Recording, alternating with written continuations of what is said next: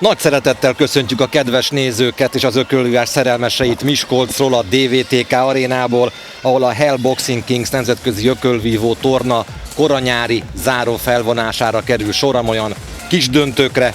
Ma is 2 programban összesen 16 mérkőzést láthatnak itt élőben. Az első felvonás perceken belül kezdődik, 8 párral a délutáni program, egy rövid szünetet követően 17 órától lehet figyelemmel kísérni.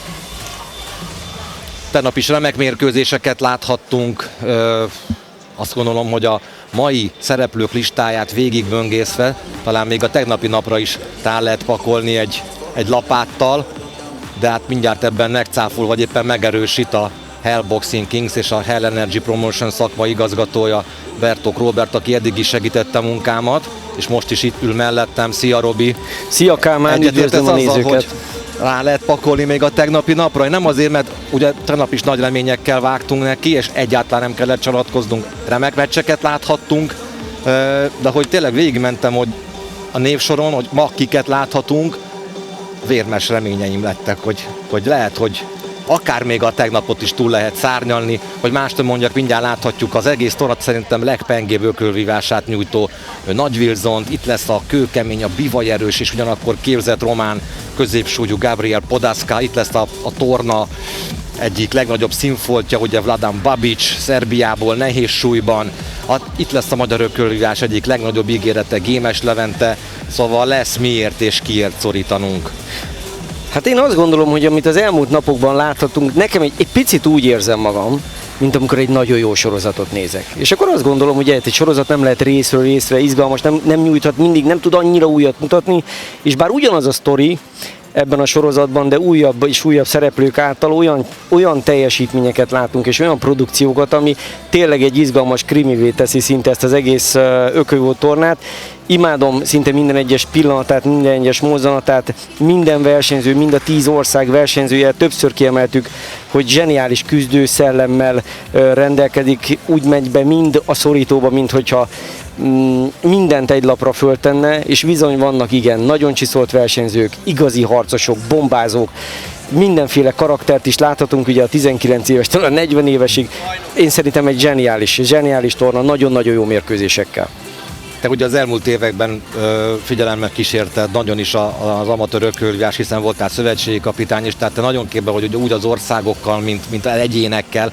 Van olyan ország, vagy olyan konkrét ökölvívó, akitől vártad, vagy várod még mindig a nagy kiugrást, akitől úgy érzed, hogy vagy olyan nemzet esetleg, amelytől többet kaptál, mint amit reméltél, rácáfoltak az előzetes várakozásokra? Jobban szerepelnek, mint mondjuk, akkor te voltál kapitány még pár évvel ezelőtt itt egészen a közelmúltban a nemzetközi tornákon? Ugye mondjuk, hogy a magyar mezőnyt nem kérdés, hogy a magyar mezőnynek a tagjait személyenként és személyesen is ismerem. Ők hozták szerintem nagyjából azt a teljesítményt, ami elvárható tőlük.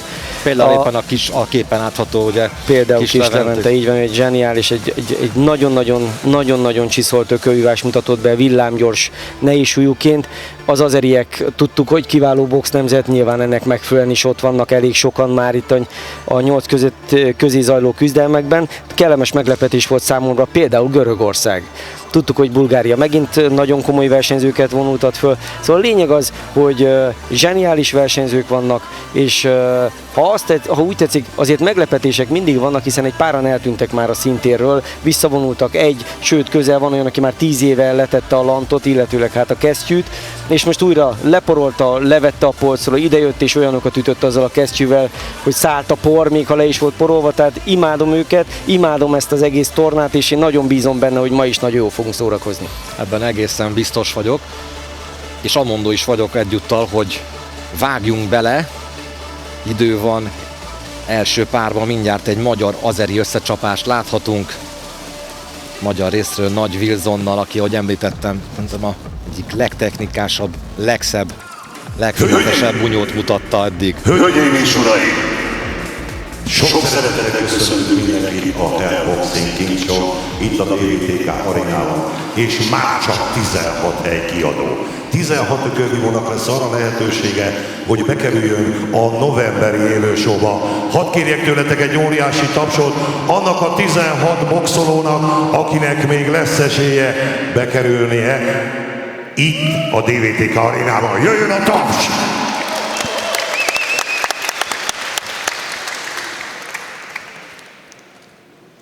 Hölgyeim és uraim! A mai nap első mérkőzése elit férfi B csoport 67 kg. A vezetőbíró ezen a mérkőzésen Szabó Egon, IBA bíró, Magyarország. Ladies and gentlemen, the first bout in the second day in the later final elite men B group 67 kg weight category. This bout referee Szabó Egon, IBA referee, Hungary. Ladies and gentlemen, please welcome in the red corner boxer representing Hungary, Nagy Wilson! You just feel tired, feel weak. And when you feel weak, you feel like you want to just give up. But you gotta search within you. Try to find that inner strength and just pull that shit out of you. And get that motivation to not give up and not be a quitter. No matter how bad you want to just fall flat on your face. So I collapse, I'm spilling these raps. Hölgyeim és uraim, a szorítóval a piros sarokban Nagy Wilson, Magyarország! And ladies and gentlemen, please welcome in the blue corner the boxer representing Azerbaijan, Seydaga Nagiev!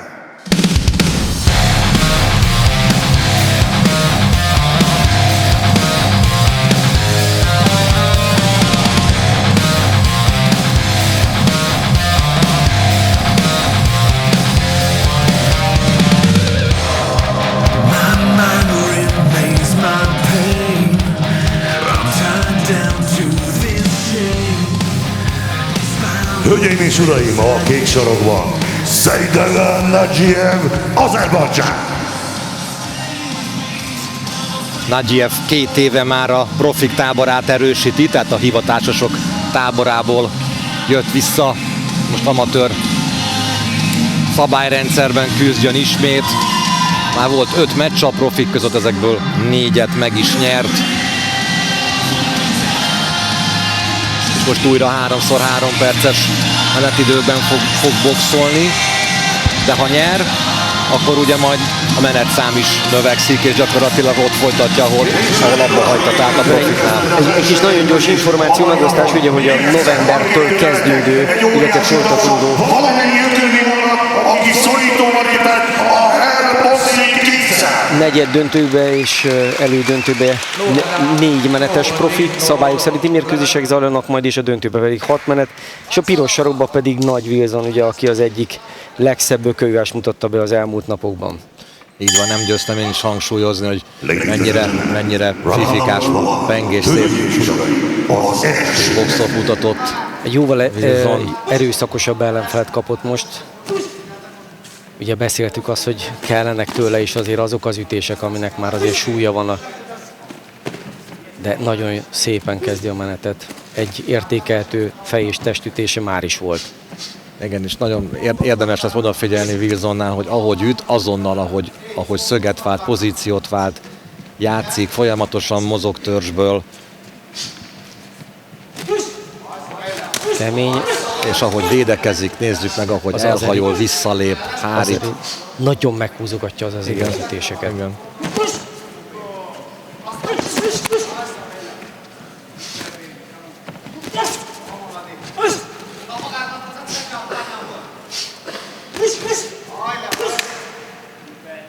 Ezek szinte mind fedezékre mennek, ez pedig tarkóra ment, nem volt értékelhető találat, bírójelzés. Hát ugye Nagiev vele, ahogy mondtuk, ugye ő már profi gúnyos, nyilván ott sokkal nagyobb jelentősége is van a hangsúlyos ütéseknek, és ő valóban minden ütését meghúzza, de nagyon-nagyon kell figyelnie Wilsonnak, hogy belefigyeljen egy hangsúlyos ütésbe, tehát Most is közel marad, de azért jóval fegyelmezettebben fönt van a keze, vagy ha úgy tetszik, zártabban védekezik. Tehát most nem csak törzsből oldja meg azért, most azért a keze is fönt van. Szép, eredményes, vagy nagyon Gyönyörű. hatékony balkéz volt. Egymás Megint után háromszor most már. testre is talál. Fejre, de jók ezek a balok. Hát ez gyakorlatilag mind talál, egytől egyig. Azért az feltűnő Erdei Zsolt tanítványainál azért látjuk a bal egyenest, Igen, ugye? igen. Nála látjuk, hogy a Kisleventén is láthattuk tegnap, hogy milyen szenzációsan használta a jabet. Levi, most Wilsonnál is látjuk, pedig ugye ezt az első napokban felfigyeltünk rá, hogy ilyen hiánycikk lett a bunyóban a bal. Jó, itt van megint 3. Erdeinél ugye, hogyha nem gyermekkorában nem ragadt volna rá a madár becenév, akkor a Mr. Bal egyenes is lehetett volna akár a neve. Igen. Zsolt pontosan tudja, hogy akkor a jelentősége van egy jó első kéznek.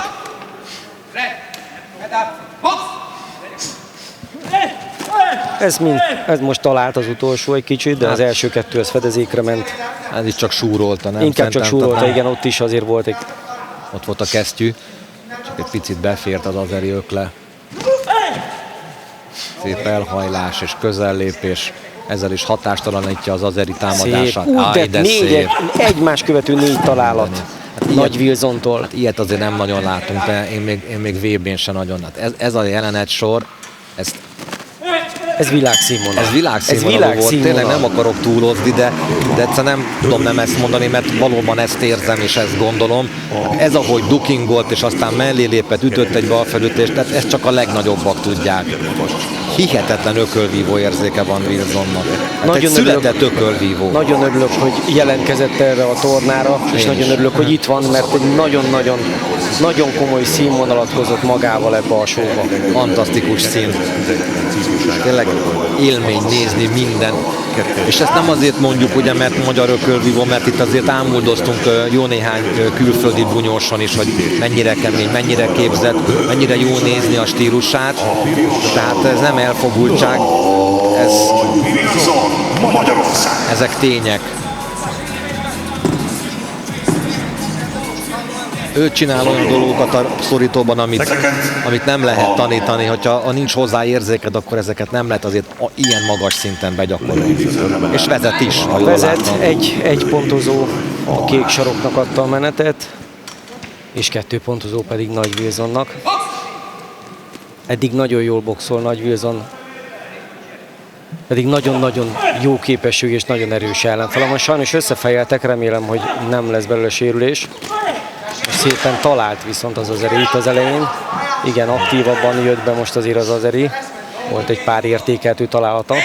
Igen, nagyon-nagyon fontos lesz Wilsonnál, hogy folyamatosan fókuszban maradjon, egy pillanatig ne lankadjon, mert jóval keményebb az azeri, tehát ütőerőben azért egyértelműen az azeri a jobb. A védekezésre továbbra is 100%-ig oda koncentrálni, és tutira ütni. Most a meneteleje az azerié. Igen. Wilsonnak egy picit vissza kell jönni, aktivizálni magát a hajlásokkal, a visszatámadás. Szép volt ez a testfelütés, 2 is. Előtte ment egy balhorog is fejre, az is szerintem talált. Megint jók azok a balegyenesek. És kell is egyébként, hogy ne tudjon fellépni az azért olyan tábba. Ahonnan azokat a kemény, mint ahogy most is.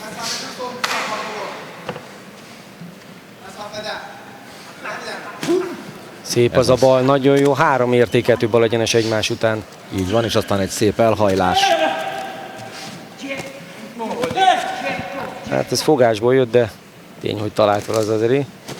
Nagyon jó volt. Nagyon szép volt ez a jobb horog, jobb felütés után a fejre. Szép. Megint 2 szép ütés tőle. Odafér az a bal.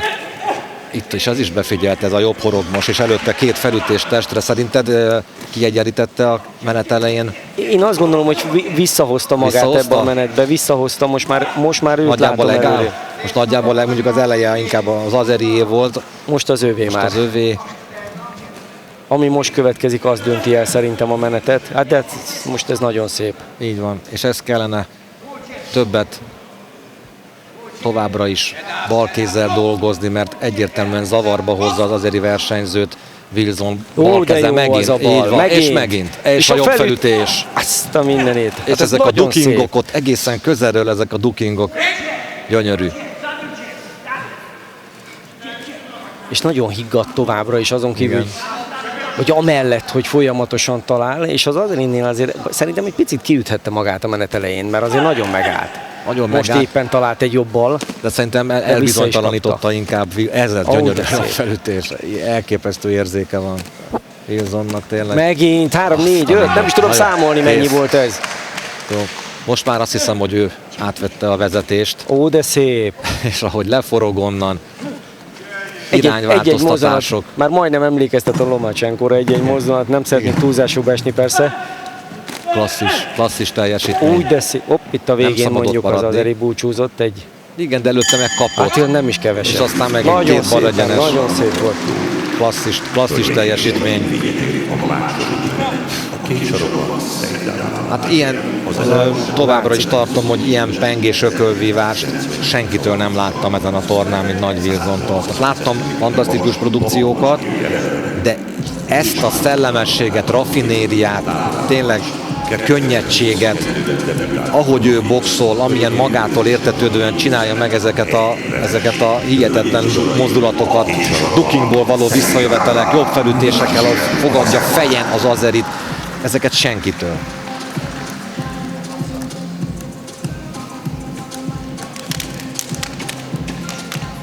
Ilyen érzéke van, azt nem értem, hogy nem világbajnok még Wilson. Kétszeres ifjúsági magyar bajnok. Egy hosszabb kihagyása volt, ezt azért tegyük hozzá. Egyébként 2-1-re kapta meg ezt a menetet Wilson megint. Van, akiben jobban nyomot hagyott a menet első fele. Hopp, most megint az Azeri kezdett egy jó ütéssel, és úgy látszik, hogy tudja, hogy most nagyon kell jönnie. Kérdés, hogy lesz az Azerinek energiája végig ezt a nyomást tartani. Ó, de szép! Ó, nagyon jó. Ezek az irányváltások, Nagyon. ezekkel tudja elbizonytalanítani az Azerit. Nagyon Tarkó. fontos, hogy ne maradjon ott Wilson. Üttessen luftot, előzze meg bal kezekkel, és forogjon le. Menjen csak az Azeri energiája, és bizonytalanodjon el.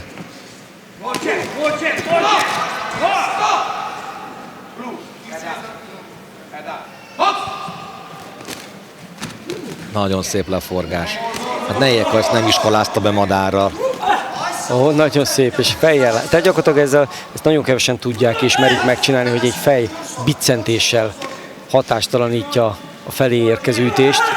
Ez semmi, ez talált, ez is. Igen, és itt jön a válasz, nem is kell. 3 jobb felütés fejre, Nagyon és a szép. harmadikkal szépen kiemelte Nagyiev Igen, fejét. Hoppá, az ott befért, mint hogy egy pillanatra megcsípte volna, de lehet, hogy ez csak a remény beszél belőlem. Egy kis tánc is belefér. Igen, ez kesztyűre ment most. Most talált a bal. Hoppá, És az kiesett Azeri- a fölvédő pont. Azeri is talált egy Ütéstől. ütéssel. Egyértelműen ütés Nem volt. volt megrendítő erejű, de pont úgy találta, hogy kirepült a fogvédő. Természetesen nem szándékos fogvédő kiköpésről van szó.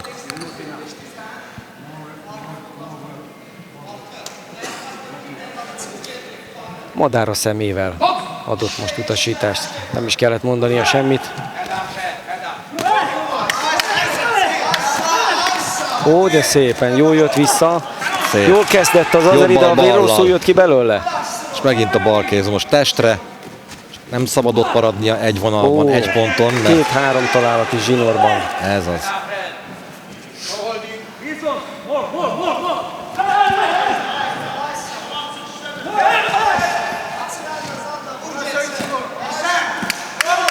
Az ott sajnos találta. Hát igen, most ez nem tudom, most visszajött Wilson 2 felütéssel. Nyomja őt az Azeri hátra, nem engedi, hogy Ki kellene jönni leforogjon onnan. Wilsonnak, és egy kicsit, hát nem tudom miért megy most bele ebbe. Ja, és a kötelet fogja azért az Azeri, hogy Igen, nem, lehetett látni, hogy semmiféleképpen nem akarja onnan kiengedni Wilson. Tarkó, ez nem értékelt ütés, ez pedig a háta közepére egy szabálytalan ütés. Ez talált, ez most talált Nem ismét. tudott maradni. Ez a szép, Most ez a Wilson jött felütés. vissza 2 ütéssel. Utolsó 10 másodperc. Több a közelharca kelleténél Wilson szempontjából. De ezért megoldotta ezt is.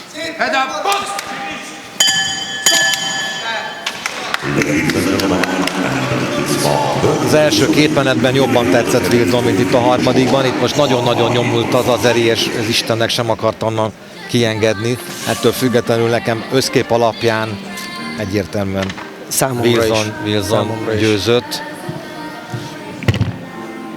Nálam az első 2 menetet simán elvitte, és abban Nálam sem is. vagyok biztos, hogy ezt nem, hogyha csak a tiszta találatokat nézzük, de itt ugye sokat nyomhat alatban is, hogy ki az, aki inkább forszírozta, bunyolta, aki irányítani akart, aki többet ütött, és azért volt az Azerinak egy-két tényleg pontos ütése.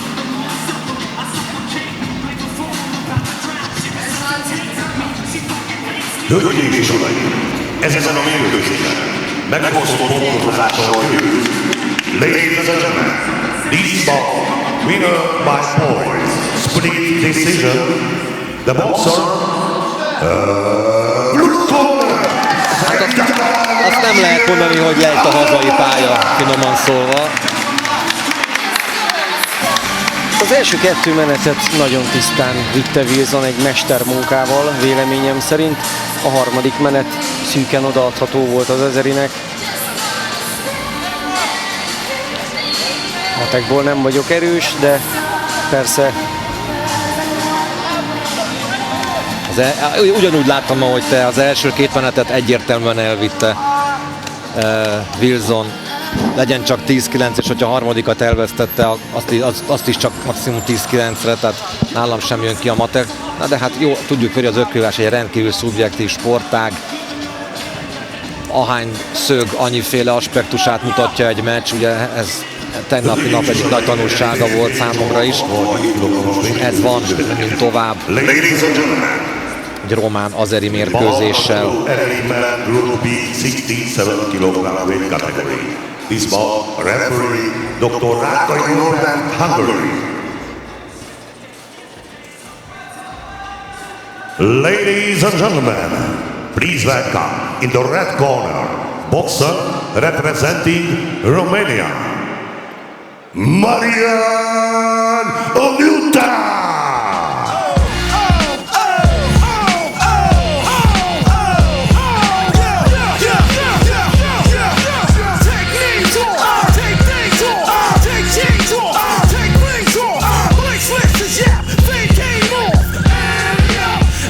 Hölgyeim és uraim, a piros sarokban Marian Onyuta Romániából. And ladies and gentlemen, please welcome in the blue corner, boxer representing Azerbaijan, Mehdi Mehdiev.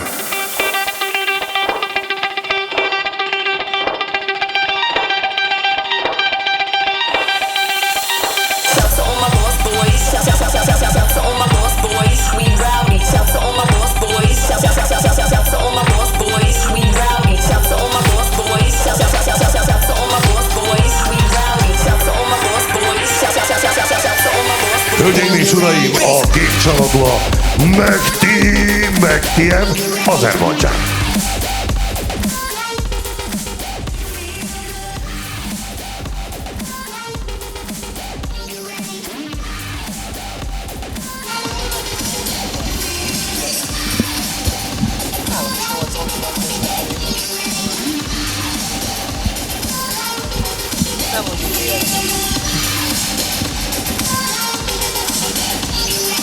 Román-azeri mérkőzés, tehát továbbra is váltósúlyban Marian Onyuta és Mehdi Mehdiev.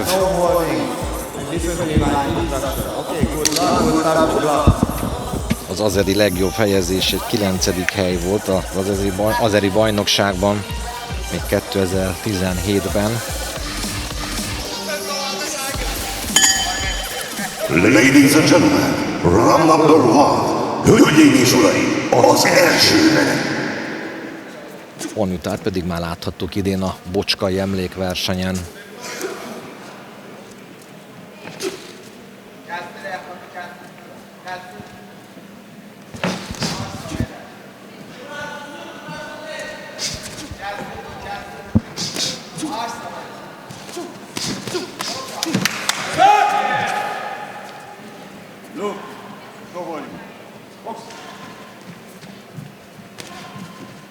Technikailag borzasztó magasra tette a lécet Wilson itt rögtön az első mérkőzésen. Igen. Nem szabad majd mindent hozzámérni.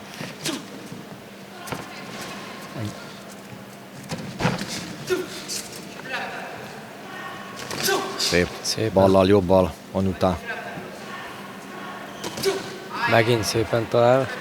Amint beteszi a fejét az azeri, azonnal jön a bal jobb egyenes. És erős is, puffan minden egyes ütése. Messziről indít Mehtyev. Román versenyző irányítja a mérkőzést eddig, és dominálja ez idáig. Szép, megint az a bal. Igen, Mehtyev majd egyik perctől a másikra majd így kirobban, hirtelen igen, egy bal egyenes bal csapott, nagyon szélesen üt Mehtyev. Ezt ki lehet használni.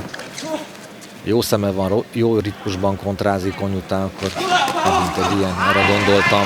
Jól jött vissza a román a védekezésből, és talált háromszor egymás után.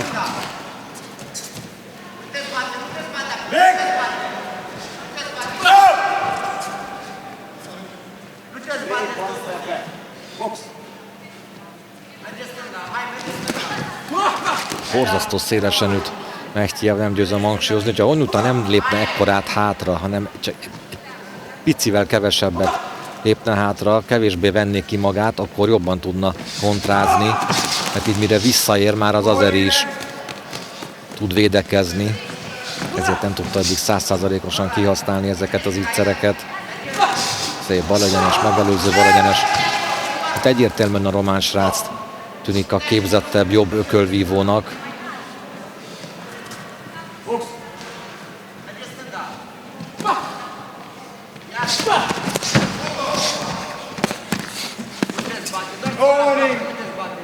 Nem engedte egy pillanatra sem, hogy odaszorítsa a kötelekhez. Mehtyev szépen megforgatta őt a román. Uralja a szorítót, szép megelőző balegyenes. Hopp, ez most viszont betalált. Igen, ez egy viszonylag nagy erejű bal csapottal találta. Igen, nagyon széles Az nagy versenyző. kajlákat üt Mehtyev, ezekre oda kell figyelni Anyutának. kell Ezek figyelni. hárítható ütések, de ugyanakkor meg csalafinta pofonok, mert nagyon szélesen jön, és kikerül a látóteredből tulajdonképpen az ököl, nem? Hogyha, szóval láttam már olyat, hogy látszólag lassú, de olyan széles, hogy nem veszi komolyan a másik, vagy onnan kikerül a látótérből, és eléri. Igen, zseniálisan ütött ilyen széles oldalra jövő ütést, és többek között Mizsei Gyurinak is ugye azért Igen. rengeteg ilyen jellegű ütése volt, hát nyilván nem pont ilyen, de stílusában hasonló. Én azt gondolom, hogy a balokat jól üti, de a szűk jobbokkal szerintem meg tudná előzni ezeket, vagy keresztbe tudná verni Onyuta. az Onyuta, így van az azerinek ezeket a széles próbálkozásait. Seconds off.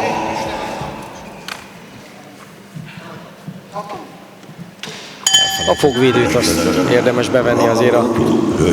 Nagyon fiatal így pacekra Onyuta, ugye azt írják, hogy 19 éves, én elhiszem. Nagyon fiatal srác. Fiatal, de erős fizikumú, egyébként érett bunyót mutat be. Igen. Egyértelműen, hogy ő uralja a szorítót, és ő tűnik a...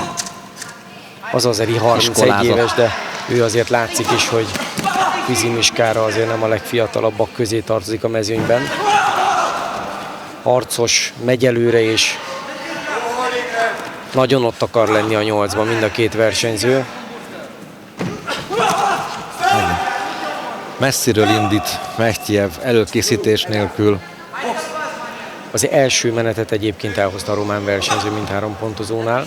Teljesen egyértelmű. Teljesen jogosan így van. Hoppá, ez viszont jó volt most ez a jobb egyenes testre, az semmi, de számított rá, hogy elindul Onyuta, és ütött egy jó balhorgot Mehtyev. Első szerintem igazán szép megmozdulása.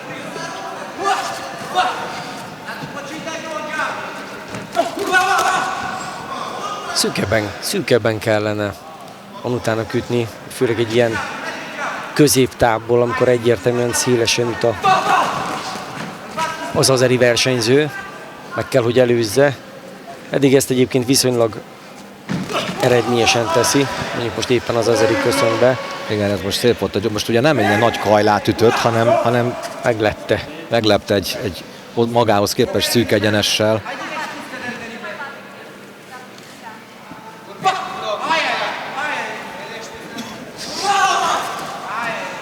Érződik a román versenyző, hogy minden ütést tiszta erőből akar, és úgy is üt.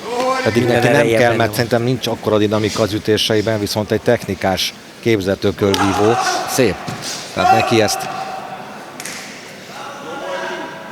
könnyedebben kellene vennie, már idézőjelben könnyedebben, tehát neki játszania kell, boxolni, kihasználni a nagyobb tudását. És amikor igazán van zicced, akkor jól meghúzni az ütéseket.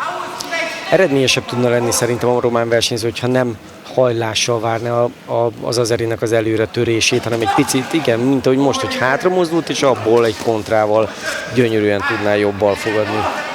Szerintem, ugye, hogy ő is előre ugrik, miközben hátrafelé kéne, és onnan megkontrázni az azeri versenyzőt. Ehelyett egy kis birkózást látunk.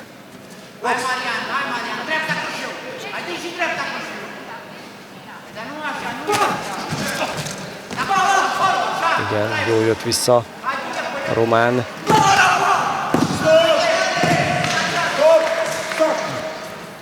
Nem akarja tudomásul venni a bírói vezényszavakat a versenyzőn. Nagyon akar, látszik, hogy most egy picit elvitte a hév, és jobban többet kerül közel, többet verekszik, mint amennyit kellene. Ez inkább, hát ezzel szerintem felhúzza magához az azerit, vagy ő megy le az azeri szintjére. Az első menetben nagyobb volt a különbség, egyértelműen Onutá javára. Lehet, hogy ezt is odaadják neki, nem tudom, de nem volt tisztában nyerte azt az első menetet. Most nem tudta úgy érvényre juttatni a kettejük közt szemlátomás meglévő tudásbeli különbséget.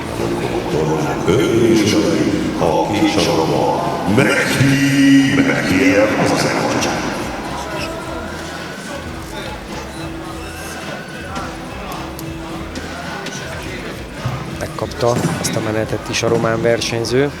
Egyébként szerintem is. Nem volt mondjuk egyszer, hogy nem volt akkora különbség, de jobb volt. De jobb volt, igen. Az a 10-9 az egyértelműen adható volt. Úgyhogy most ez a fogvédő mindig nehezen akar bekerülni az azeri szájába.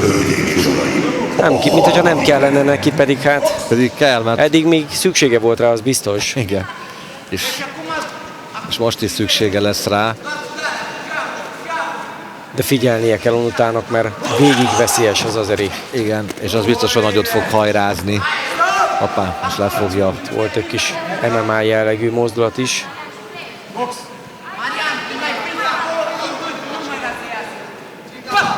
Szépen talált az azeri. Bizony. De jól jött vissza a román belőle.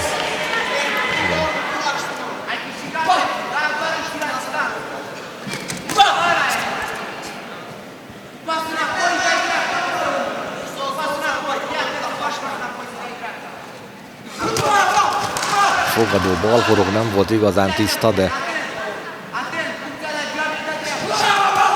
nem is volt rossz, és aztán el is találta az azerit.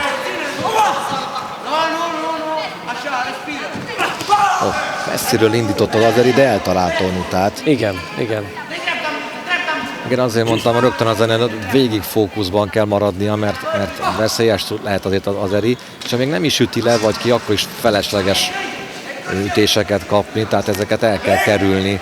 Fiatal srác még... Sokat beszéljük ugye, hogy nem kellene nagyon nagy taktikai változtatás ahhoz, hogy jóval könnyebben tudjon egy adott mérkőzést megnyerni, de hát azt is beszéltük már többször, hogy kintről azért ez jóval könnyebben megállapítható, igen, mint bentről. De ez most ez a meccs ennek a klasszikus példája, hogy ezt könnyebben tudná hozni, tehát kevésbé izzadságszagúan tudná hozni Onuta. Ez az ember érzette innen kívülről.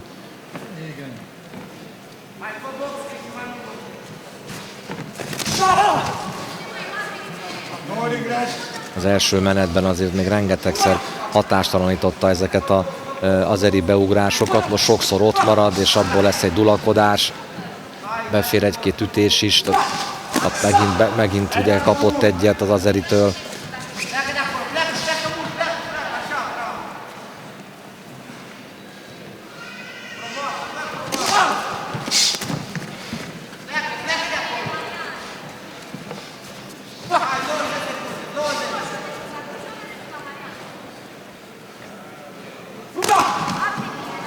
Ez egy nagy találat volt, hát így éppen még szabályos felületre azért. Ez a jobb csapat ennyire eltalálta. Igen. Ebben a menetben most elég sokat talál egyébként Mehtiev. Jobban viszi ezt a menetet Igen. most, mint a román. A román egy kicsit tanástalannak tűnik, az is lehet, hogy elfáradt egész egyszerűen. Vagy nem megfelelő utasítást kapott a sarokból. Most megint egy jó ballal zárja az azeri ezt a kombinációt.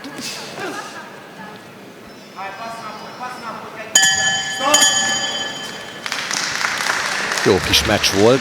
Nagyon érett bunyót láttunk Konutától. Tetszett, hogy magabiztosan bunyózott a legelejétől végig. Elfogadta ugyanaz azeri stílusát itt a végén. Hát lehet, hogy el is ment ez a harmadik menet, ki tudja. Picit szerintem önmaga számára tette nehézzé ezt a mérkőzést, de összességében megérdemelten jutna tovább. Mindenképpen. Hát hamarosan megtudjuk, hogy döntöttek a pontozó bírók.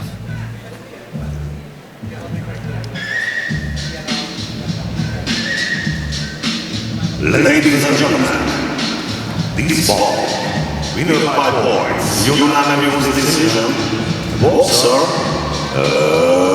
red corner, Marian Lomnyota, Romania.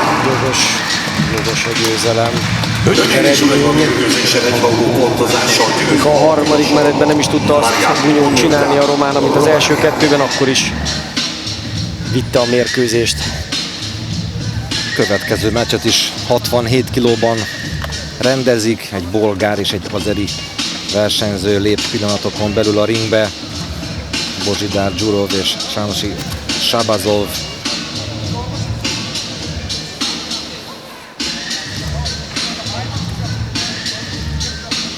Látszik, hogy szinte csukott szemmel indítja az ütéseket az azeri. Akkor erőfeszítés van az arcán, hogy azt gondolom, hogy ez mindent elmond arról, hogy egy lapra tett fel mindent. Itt volt ez a bizonyos balos, ami a lántékon találta el a román versenyzőt. And ladies and gentlemen, please welcome in the red corner, boxer representing Bulgaria, Bozsidár Dzsurov.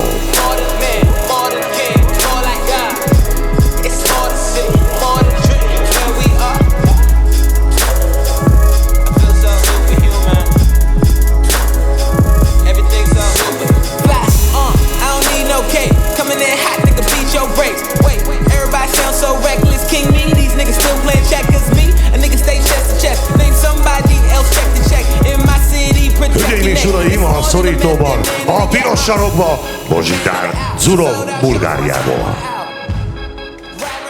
And ladies and gentlemen, please welcome in the blue corner, boxer representing Azerbaijan, Shabazov Shamsi.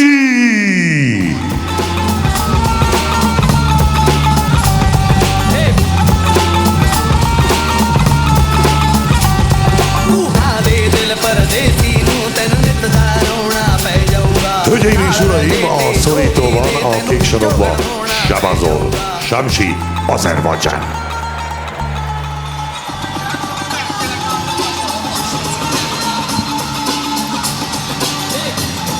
A 3 évvel ezelőtti bolgár bajnokot látjuk a piros sarokban, Bozsidár Dzsurov. Azóta már a profik közt építgeti pályafutását, 4 mérkőzése volt, mind a 4-et megnyerte. 12 éve boxol.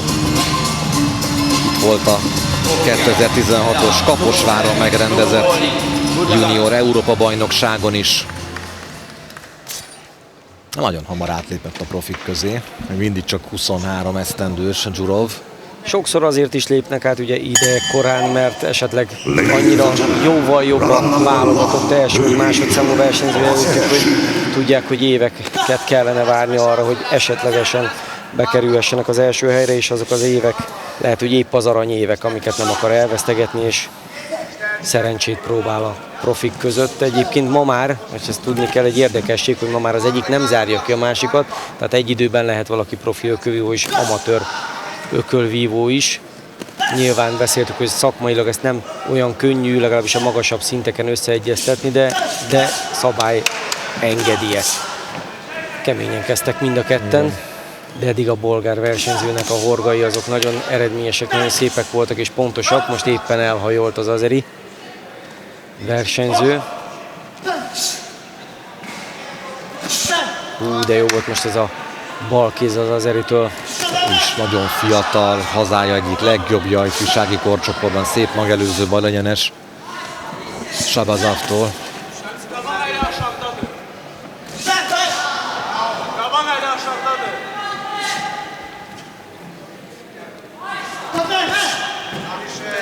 Három évvel ezelőtt volt bajnok a felnőttek közt a bolgár, és azért az mondjuk nyíltan egy bolgár bajnokságban bajnoknak lenni, az azért az egy erős fegyvertény, hiszen nagyon-nagyon jók a bolgár ökölvívók nemzetközi téren is, vannak szép eredményeik, igen. De meg volt egy kubai edző van egyébként a válogatottnál, és jó pár kubai is van a válogatottban. Akkor így megvan az oka. De kemény volt az a jobbos. Igen, életveszélyes távból ütnek, tehát itt nem csodálkoznék akár egy leütésnek sem, mert olyan ezek kemény megint. Hát a legjobb ütőtávból üti ezeket a balhorgokat. És lazán szögdelget, jól érzi a ritmust. Most mondjuk közel lépett, túl közel. Kizárta magát a támadásból a bolgár.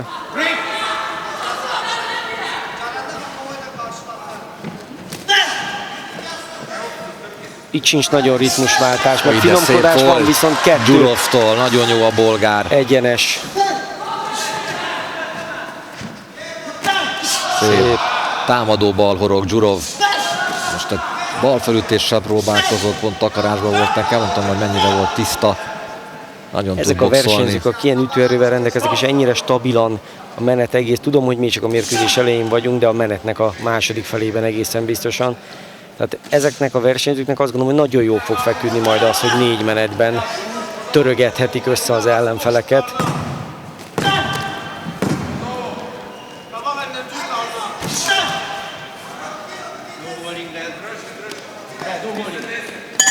Kocogtatják, kopogtatják egymás hátát. Nagyon jó első menetet látunk. Olyan életveszélyes ütőtávból boxot ütöttek csimbe. Arra mondta, hogy nem csodálkoznék, ha valamelyik földre kerülne, mert csimbe ütöttek, és pont olyan középtávol, pont olyan távol, ahol a legjobban érvényesül az ütőerő.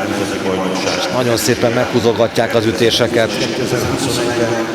Remek első menet. Szikrázott itt minden egyes ütés.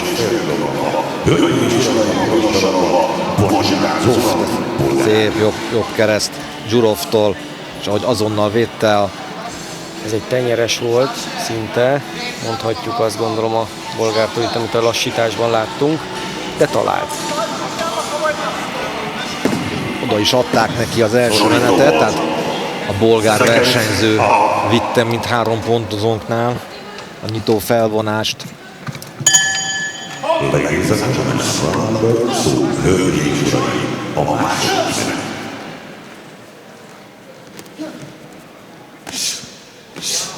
Nézzük, hogy meg tudja-e fordítani a mérkőzést az azeri. Kíváncsi leszek rá. Ez idáig nem, sem a fáradtságnak jelét sem látom a bolgár versenyzőn. De tény, hogy az azeri is teljesen friss. Egy kis taktikai kapaszkodás van, nem hiszem, hogy a fáradtság miatt egyáltalán csak szép támadás Dzsurovtól. Ezt most blokkolta az azeri. Igen, jól köszönt el a végén.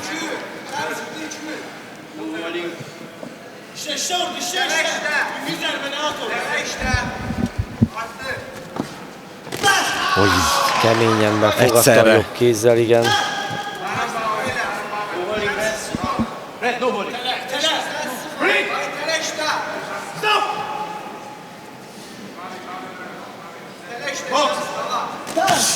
Nagyon jól talált az Azeri, most egy megelőző, egy kereszt, inkább nem is megelőző, egy keresztbeverő jobb kézzel, és ott most egy bal felütés szintén, és megint két bal.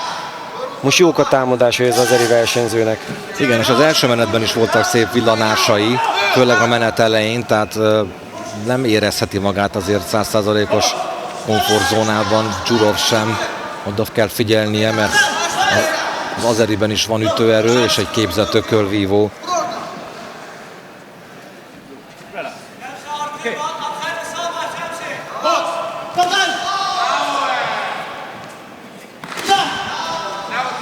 Jó volt a leforgó balkéz. Nagyon szélesen ütött most a bolgár, hát nem is tudom, hogy miért ennyire szélesen húzza meg testre, egyértelmű, hogy karon kívül fog érkezni. Most viszont egy nyakszírtás volt a balkézzel tőle. Szűk 3-mal talál. Ezek a másodpercek most a bolgáré.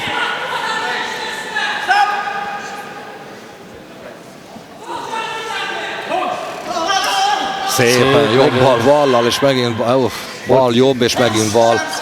3-as ütés. Igen, tehát azért úgy tisztábbak, látványosabbak a bolgár találatai, úgy érzem.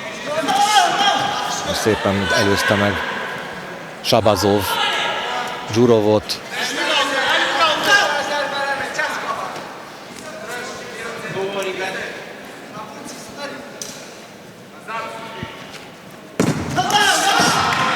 Keresztbeverés volt megint. Oly, megint ezek a jobb keresztek. A 10 másodpercet jelző kopogás azért az egy elég komoly nitró. Mint a gyorsulási verseny, oda verik a nitrót az autónak, nekik olyan ez a kopogás az utolsó 10 másodpercnél, és innen látszik, hogy rendben vannak, mert van még bennük ennyi, igen, hogy de hát meg jó benyomást akarnak ugye hagyni a pontozókon, úgyhogy ez egy régi trükk, főleg a profiknál, hogy bevett szokás volt, hogy a menet utolsó fél percét, ők nem a 10 másodpercet, hanem a fél percét jól meghagyják, hogy az maradjon meg a pontozókban, és lehetőleg nekik adják a menetet. Remek második felvonást láthattunk.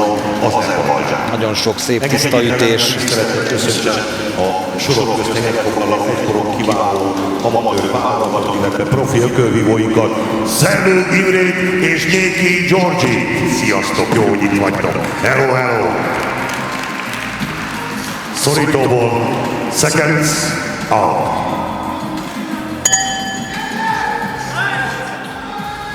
Ladies and gentlemen, round number 3, hölgyeim és uraim, harmadik menet. Nagyot kell hajráznia Shabazovnak, ha szeretné megfordítani ezt a mérkőzést, mert 2 pontos hátrányban van, tehát a második menetet is odaadták a pontozók Djurovnak. Szorossá tudja ugyan tenni a mérkőzést, vagy a menetet Shabazov, de arra nem volt elég, hogy el is vigye. Úgyhogy itt most egy huszáros harmadik menetre lesz szüksége. Djurov nagyon stabil és képzett ökölvívó, hogy hoppá.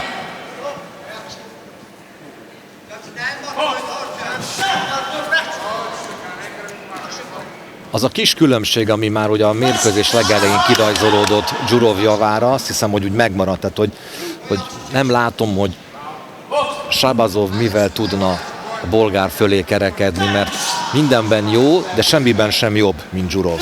Így van, egyetértesz-e? így van. Teljes mértékben nem hiszem, hogy itt az utolsó menetben valami nagy csodát látnánk, vagy nagy változást, egy igazi varázsló, egy Harry Potter kéne ide, hogy itt valami újítást, egy új valamit előhúzzon a tarsolyba az Azeri.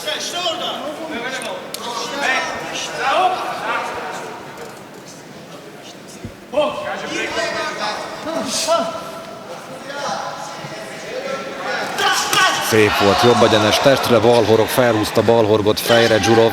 Nem volt ugyan teljesen tiszta, de nagyon szép mozdulatsor volt. Hoppá, picit elvitte a hév most Shabazov volt után, de hát ez belefért még. Szép a fogadó bal. Igen. bolgártól. Hát a bolgár egyértelműen most már szerintem kivárásra boxol, sokkal többet kiveszi magát a bunyóból. Félbal, jobb egyenes. Most már játszik, igen, most már az előnye megtartására törekszik Dzsurov.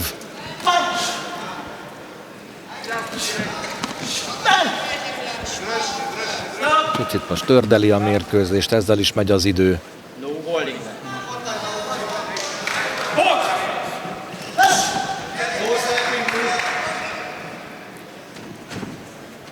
Igen, most távolságot tart.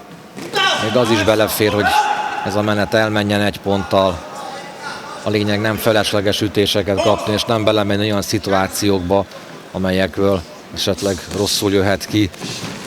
Hát minimalizálni a veszélyt. Rutinos versenyző, nem akar ő már itt világot megváltani. Neki bőven elég az, hogy jelen pillanatban fél lábbal már bent van a 8 között, és most betette a másik lábát is mellé. Úgy, de gyönyörű, sistergős jobb egyenes Dzsurovtól. Hoppá, ez nem kellett volna. Igen, Tarkó. Ez felesleges volt, és ez is azt gondolom, hogy teljesen felesleges.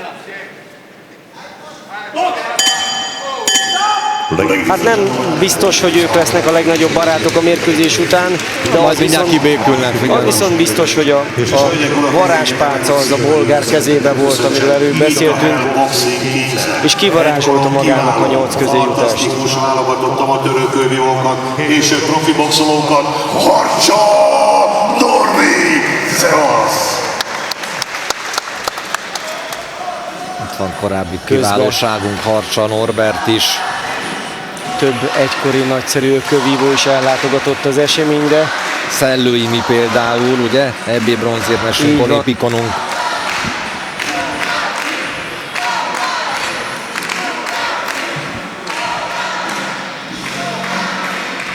Szellő Imre is csodálatos karriert futott be mind az amatőrök közt, mind a profik közt. Tehát igaz, ez egyébként mindkettő Harcsa testvér, akik kiváló ökölvívók voltak, és nagyszerű amatőr karriert tudhatnak maguk mögött. Így ott van az élő show novemberben. Látjuk még a ringben. Ladies and gentlemen, this bout winner by points, unanimous decision, the boxer, red corner, Bozsitár Dzsurov, Bulgári. Hatalmas az öröm a bolgár részéről, és ez valahol érthető is, hiszen nagyon nagy lehetőséget kapott.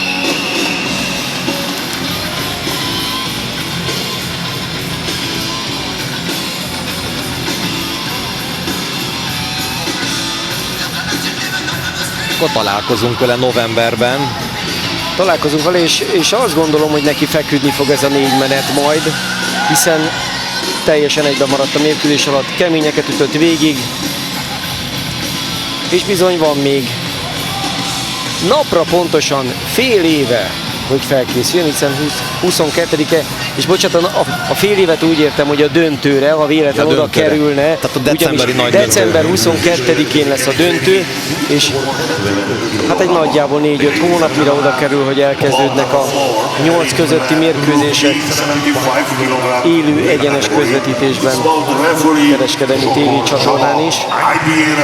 Említetted a nagyütéseket, hát most lesznek nagyütések, egyrészt a súlycsoportot váltunk, irány a 75 kg a középsúly, másrészt pedig érkezik majd mindjárt a román Gabriel Podaszka, aki falbontó ütésekkel rendelkezik. Egy igazi, bivajerős bunyós. Representing Azerbaijan, Rashid Kobani.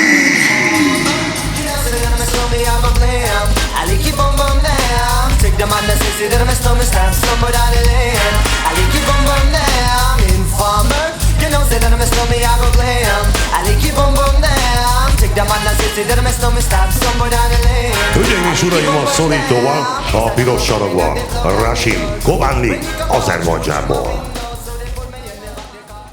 And ladies and gentlemen, please welcome in the blue corner, boxer representing Romania, Podaszka Gabriel!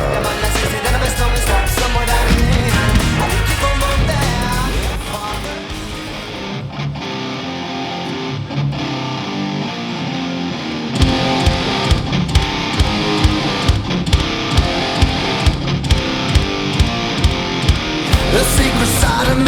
Hölgyeim és uraim, a kék sarokban Gabriel Podáská Romániából. És srác, tehát egy pacekra is látszik, hogy testalkatra, hogy erőben nincs hiány. Persze ez tud megtévesztő lenni, mert hány olyan nagyon jó testalkat, nagyon jó izomzat völkölvívót láttunk, akinek viszont nem volt ütőerő.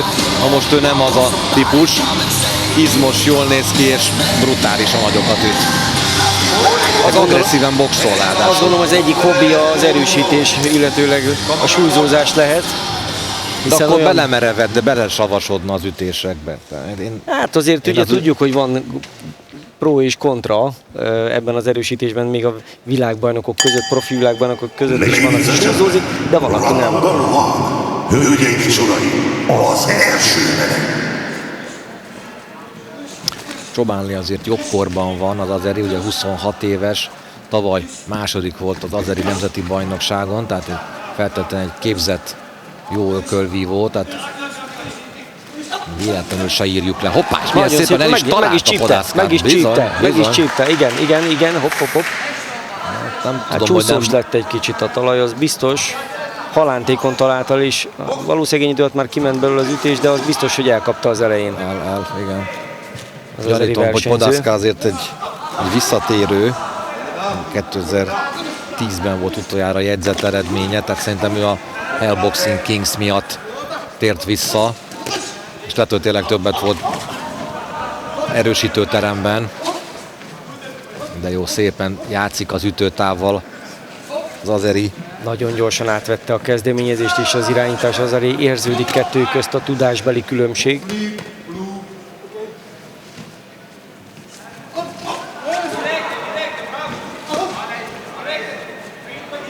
Nagyon észre van Csobánli, pontosan látja, hogy mikor akar indul Podáská, azonnal hátralép, fogadja, jobb ökölvívó.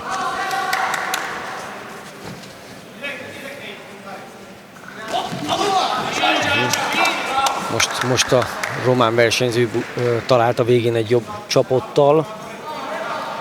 Sokkal tudatosabbnak, képzettebbnek tűnik itt Csobánli.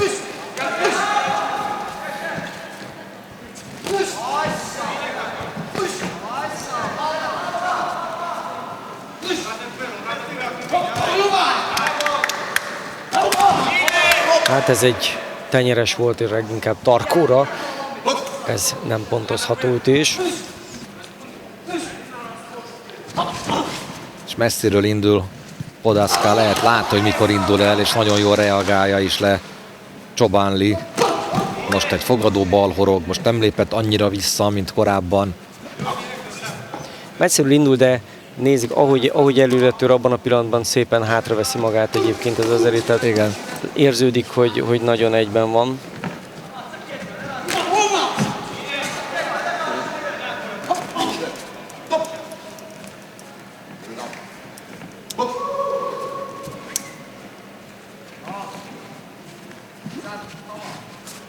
Hát ezt kihagyta, ezt a helyzetet. Igen. Én azt gondolom, hogy ebbe beleverhetett volna, de ő látszik. nem egy terhetetlen típus. Azt mondja, hogy neki ennyi szépen elég. türelmesen boxol. Nekem borzasztóan tetszik Csobánli, és úgy érzem, hogy az idő múlása neki fog kedvezni.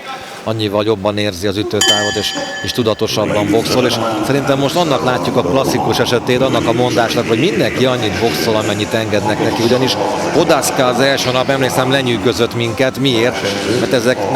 Mert olyan ellenfele volt, aki megette ezeket a nagy lerohanásokat, támadásokat, és ültek az ütései, és tényleg mindenki így, hogy borzasztó nagyot üt a román. Csak most van egy sokkal képzettebb ellenfele, mint az első nap, a Csobánli személyében, aki nagyon-nagyon jól hatástalanítja ezeket a támadásokat, nagyon jól ütemben lép hátra, vagy éppen közel, vagy éppen fogadó balhoroggal kontrázza meg Podáskát, és ma, aki most látja először, annak az jön le, hogy hát ez egy nyers, képzetlen bunyós, mármint a román. Igen, tehát egyáltalán nem tűnik ma félelmetesnek, és nem jön ki a nagy ütőerő.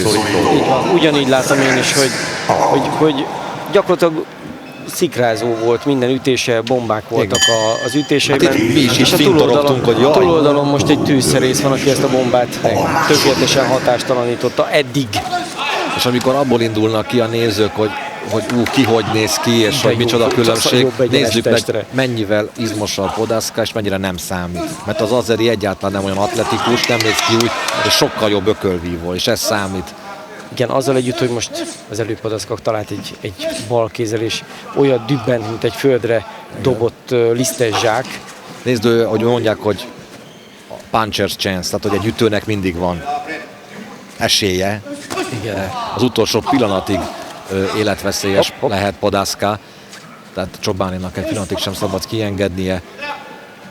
Pillanatra kibillent az egyensúlyából az Azeri, de nem műtéstől, egyszerűen csak rosszul lépett. De szép volt ez a jobb porog, mikor nem is volt, azonnal lezárja magát, ahogy közel lép Podaszka, azonnal fent a két kéz, hárítja ezt a támadást. Talált a jobb egyenes, nem túl erősen testre, de talált az Azeri részéről. És most mindent belevitt ebbe a jobba, de és ismételten, és megy vissza az Azeri. Ellép, szépen eltáncol, majd aztán megint oda kínálja magát. Igen, Nagyon higgadt. Podaszka nagyon messziről támad, nézd meg, nem úgy próbálja megtámadni az Azerit, hogy előkészít és közel lép, hanem egyszer csak úgy elhatározva magát, hogy na, akkor most indulok, és akkor elindul. És szinte függetlenül attól, hogy éppen hol van. Hoppá, ez most szép volt ez a balegyenes Podaszkától. Megint talál most ebben a menetnek ezt a részét azért most ebben az elmúlt 10-20-30 másodpercben most eredményesebb volt a román versenyző. Na és most egy ugrasztás, látod, hogy csak kérni kellett. Igen, de nem támadja le. Most. Kemény volt most a jobb, és mint hogyha meg is csípte volna egy pillanatra az Azerit. Igen, nagyon-nagyon magára húzta ebben a menetben Csobánli Podaszkát. Nézd meg, egy kicsit határozatlanná váltak, nem annyira stabil, nem annyira egyértelműek azok a hátralépések most, kicsit koordinálatlan. Nem csodálkoznék, ha benne lenne egy picit az ütés most az azeri versenyzőbe. Fáradni is, elkezdett fáradni látszólag. Vonalban lép hátra, most kell volna mellé lépni, és úgy keresztbe verett, még egyszer könnyű innen mondani. De egy picit elfogadta most Podaszka bunyóját, már tova tűnt az a nagy magabiztosság, ami az első menetben jellemezte Csobánlit. Kirepült a fogvédő közben. Ez most azt gondolom, hogy bár a román versenyző fogvédő esett ki, inkább jól jön az azerinek, mint a románnak. Ez a kis pihenő. Igen, nagyon jól reagált Podaszka messziről indított támadásaira az első menetben az azeri. Ebben a menetben már nem tudta olyan elegánsan, könnyedén megoldani, sokszor ott ragadt, és bizony kapott jó néhány felesleges ütést. Úgy, de keményen fogadta most meg a román versenyző jobb kézzel az azerit. Jó menet volt. Nagyon jó menet volt ez is. A kis alapban született a 30 éves Daniel Podaszka.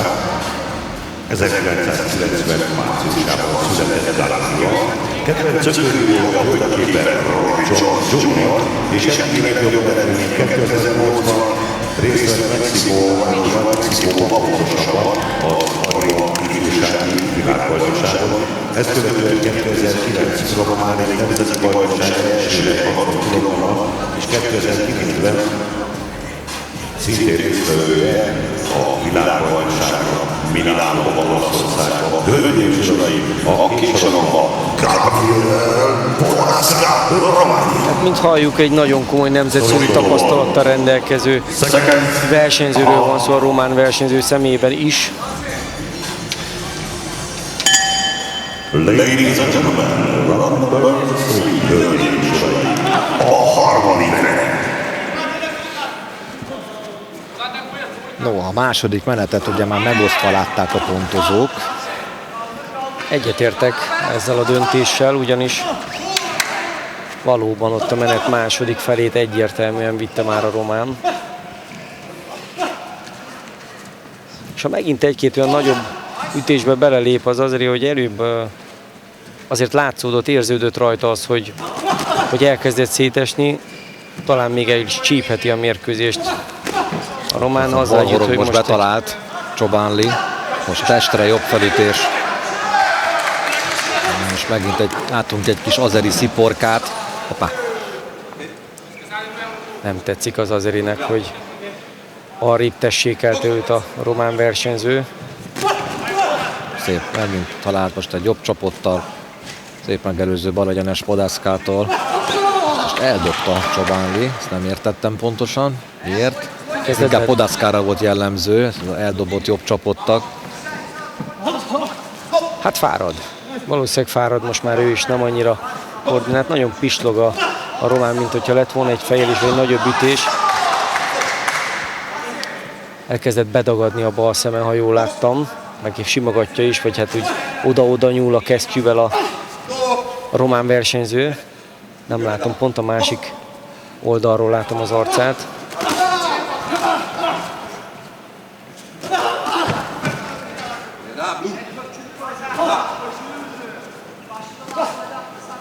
Ebben a menetben frissebbnek érzem az azeri versenyzőt. Igen, most sokkal jobb teljesítmény nyújt, mint a második menetben. És most már a románon is látszik, hogy bizony kezd elkészülni az erejével.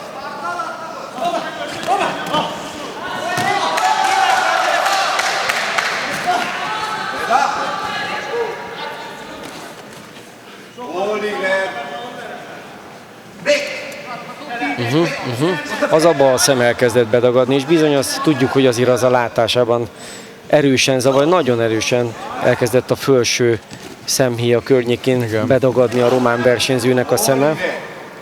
Nem véletlen tapogatta. És hát nyilván azt tudjuk, hogy a legrosszabb az, amikor alul és fölül is, valószínűleg fáj is neki nagyon, mert igen, hogy megállás nélkül. Már pedig tudod, hogy ilyenkor hogy fönn van az adrenalin szint, tehát hogyha ilyenkor érzi, akkor, hát akkor valóban fáj. Nem cserélnék vele akkor a mérkőzés után, amit érezni fog. Igen. Egy 10-15 perc múlva. Igen, nagyon gyorsan jegelni kell. Igen, meg hát lehet, nem csak az, hogy nagyon fáj, hanem tényleg egyszerűen nem lát ki. Tehát érzi, hogy ott valami gubanc van, mert mintha eresztenének le ott egy redőnyt. Ugye sokszor, igen, nagyon bedagadt.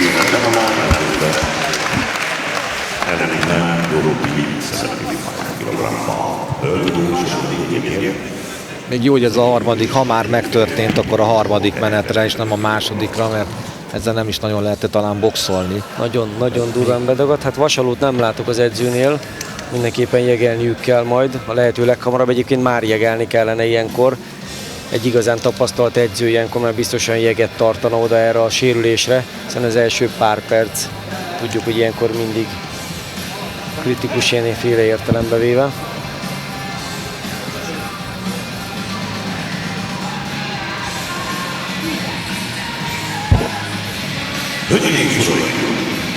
Ezen a mérkőzésen kapott Ladies and gentlemen, it's all my points. Unanimous decision that the boxer Red Warrior Rashid Kovali Azerbaijan.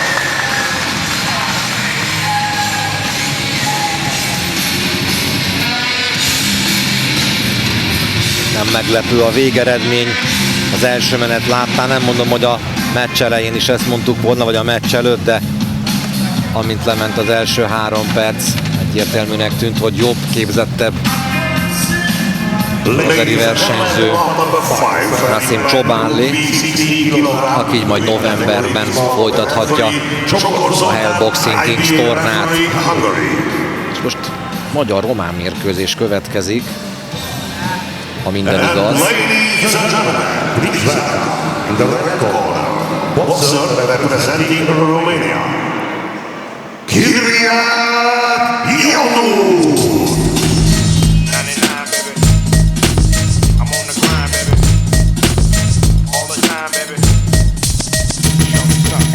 You can do it, put your back into it. I can do it, put your ass into it. You can do it, put your back into it. I can do it, put your ass into it. Put your back into it. Put your ass Hölgyeim és uraim, a szorítóban, a piros sarokban, Kyriak Ionut, Románia. And ladies and gentlemen, please welcome in the blue corner, boxer representing Hungary, Kovács Kruzito!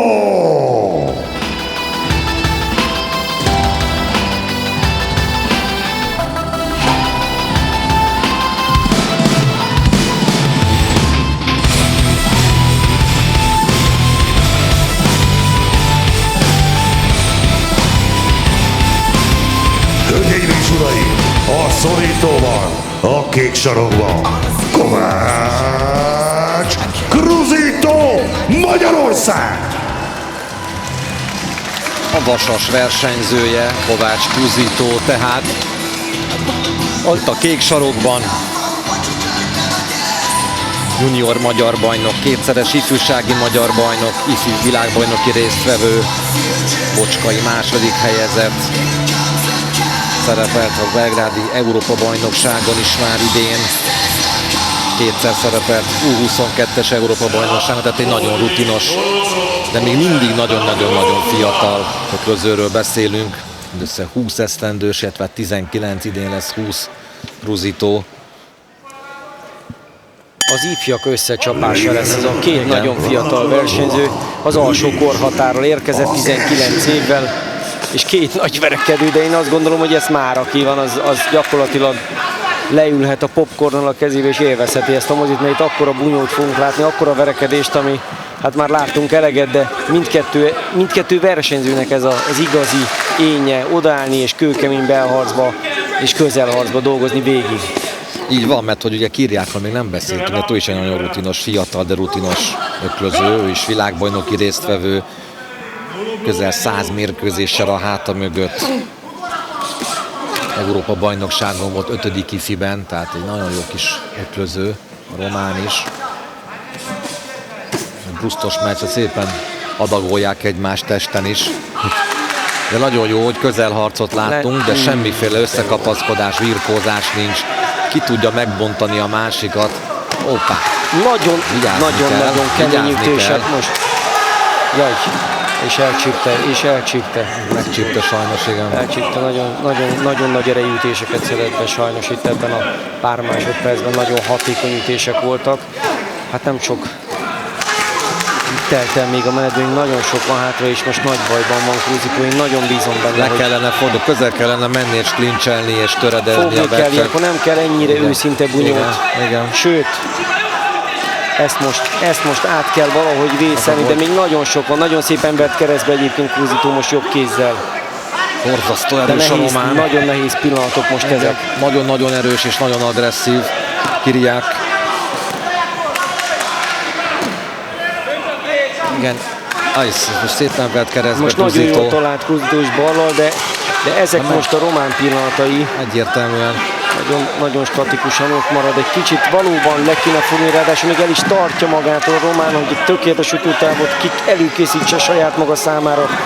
Második számolás, hát ugye 3 számolásnál a mérkőzést beszüntetik, és még mindig sok van hátra a menetből. Erre nem számítottunk, valljuk meg. Le kellene egy picit forgatni, kibillenteni az egyensúlyából, hogy ne legyen ennyire stabil a román, ne érezze magát ennyire nyeregbe. Picit megforgatni, picit nagyon-nagyon őszintén boxol Cruzito. Szép ballal, jó bal most Cruzito. És belemegy ebbe a bunyó, szép, most talált, most ballal is talált Cruzito. És föntről, egészen föntről lefelé húzogatja meg a román a horgokat, hogy szinte megkerüli a védekezését. Súrolva egyébként a szabályos ütőfelület határát, hozzáteszem. Közel 10 másodperc van hátra, tehát most még átvészelheti ezt Cruzito, és akkor van a szakmai stábnak 1 perce, hogy rendbe rakja őt. Nézzük, mennyire lesz elég ez az 1 perc. Nagyon bekezdett a román, nagyon bekezdett. Még egy picit mindig támolyogva jött ki a versenyző, nem biztos, hogy én most állva tartanám őt a szünetben, megmondom őszintén, lehet, hogy leültetném, de nyilván a trénerek tudják, hogy mit tud, mit bír a versenyző, a fiatal magyar versenyző. Igen, oda halánték tájékra céloz sokat Kiriák, hogy látjuk is a lassításban. Borzasztóan erősek ezek az ütések. Nagyon nagy verekedők vannak a 60 kg-ban is. És nézzük meg az ököltartását, tehát nem úgy üt Kiriák sem, ahogy mi még annól tanultuk, hogy a kézfej végnek néz, hanem már a hüvelykúj néz felfele. Nagyon nagy És nézd meg, a román ül, és kinyújtják a lábát. pihentetik, igen, fontos. Meglátjuk, reméljük, reméljük, hogy új erőre kap Cruzito, és tud fordítani a mérkőzés állásán, ami egyelőre nem áll jól, hiszen az egy dolog, hogy mind a 3 pontozónál elvitte a menetet a román, de 2-nél 8 ponttal. Szóval nagyon nehéz helyzetben van, de nagyon bízunk benne, hogy most jól dolgozik, testre és szépen fejezi benne. Hát ez nem volt kötelező 8 ponttal, már bocsánat, tehát kétszer kellett számolni. Ja, igaz, ez nem profi, bocsánat. Nem, tehát tehát ugye, még a profi itt ugye elviekben még tudjuk, hogy elvi szinten a pontozásban nem befolyásolja a bírókat, de tény, hogy nagy volt az előny az előző menetben. Most jól talált egy csonka jobb kézzel, egy jobb horoddal Cruzito. Szépen Hát az megint egyetlen ballal, esélye, jobbal Cruzito. vagy az jelenlegi esélye, a legnagyobb esélye az, hogy a román egy picit fáradni fog. Igen. Ugye ebben bízhat Cruzito. Hát, kiütötte magát az első menetben, Kiriák. És valóban nincs már benne az óriási lendület, mint ami volt az első menetben. Egyelőre legalábbis úgy látom, hogy ez a menet eddig Cruzitoé. Ott van rajta, és pihen, vagy teljesen elkészült az erejével a román. Hát gyerünk Cruzito, nézzük, hogy mi van még a tarsolyban. Mert úgy tűnik, hogy a román versenyzőnek a tarsoly az egy kicsit kiürülni látszik. Ez szép volt most testen, Cruzito. Hát is tudjuk, hogy ezek a testek azok. Honnan hozná vissza? Honnan hozná vissza a reményeket? Cruzito, szép felütés fejre. Aztán Romántól is jött a válasz. Igen, nem hagyhat most ennyi pihenőt Cruzito, bárhogy is érzi magát, nem hagyhat pihenőt. Ki kell használni, és ki is használta. Nagyon keményen eltalálja, szép lassan számolás lesz itt, kérem szépen. Ez az első menet az rosszabbat tett a románnak, itt Cruzitónak. Ilyet sem láttunk még, legalábbis sokat. Nagyon szépen talál megint. Teljesen az ő pillanatai. Az edzői kar megvadulva adja a tanácsokat a sarokból, a kék sarokból, és a pirosból is a román sarok. És a román fog, az is egy jó jel. Valóban úgy tűnik, hogy ő készült el jobban az erejével. Nagyon szép megint. Szép felütés sorok Cruzitótól, ez az, tovább.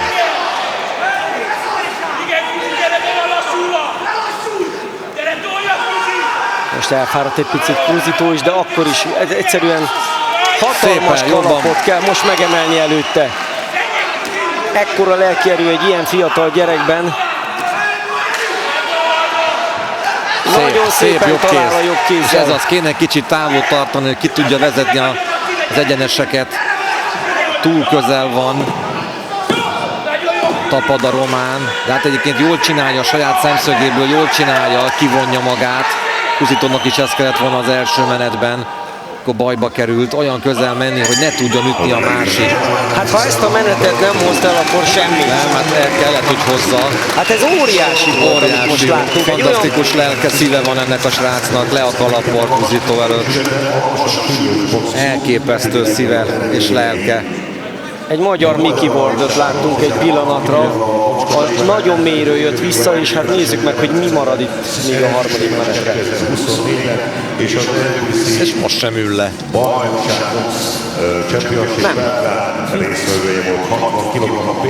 A román versenyzőt gyúrják, masszírozzák. És odaadták szépen, ahogy kell, mind a hárman, 10-9-re. Még mindig előnyben van a román versenyző, hogyha egyhangulag hozza el a menetet. Hát egy menet, ezt a menetet 10-9-szer elhoz, akkor megvan a meccs. Akkor meg tehát lehet. gyakorlatilag Akkor meg egálra lesz. állunk. Hát most még vezet a román, Hát igen, de most még vezet. Ha 2-1, akkor baj van, ha 2-1 lesz. És hát nyilván... igazán, hogyha a 10-9-szer elhozza mindenkinél, akkor jó, megvan. akkor jó. És nagyon keményen kezd be. Nem látom, hogy a román, hogy annyira újra élet volna, és azt látom viszont Cruzito, hogy ő igen. Szép. Most azért visszaköszönt a román is, jelző, hogy itt van még ő is, kétszer talált nagyon kemény ütéssel. Új, szép jobb felütés Cruzitótól. A román is beleáll most ezekbe a horgokba, igen, mert számít arra, hogy Cruzito üt testre, és amit elindulnak a felütések Cruzitótól testre, a román azonnal válaszol fejre. Hát ugye lehúzza egy kicsit a kezét, kénytelen ugye Cruzito a felütéseknél, és Szép. Szépen talált megint jobbal. És megint tapad a román, tapad. Szép balfelütés Kruzitótól.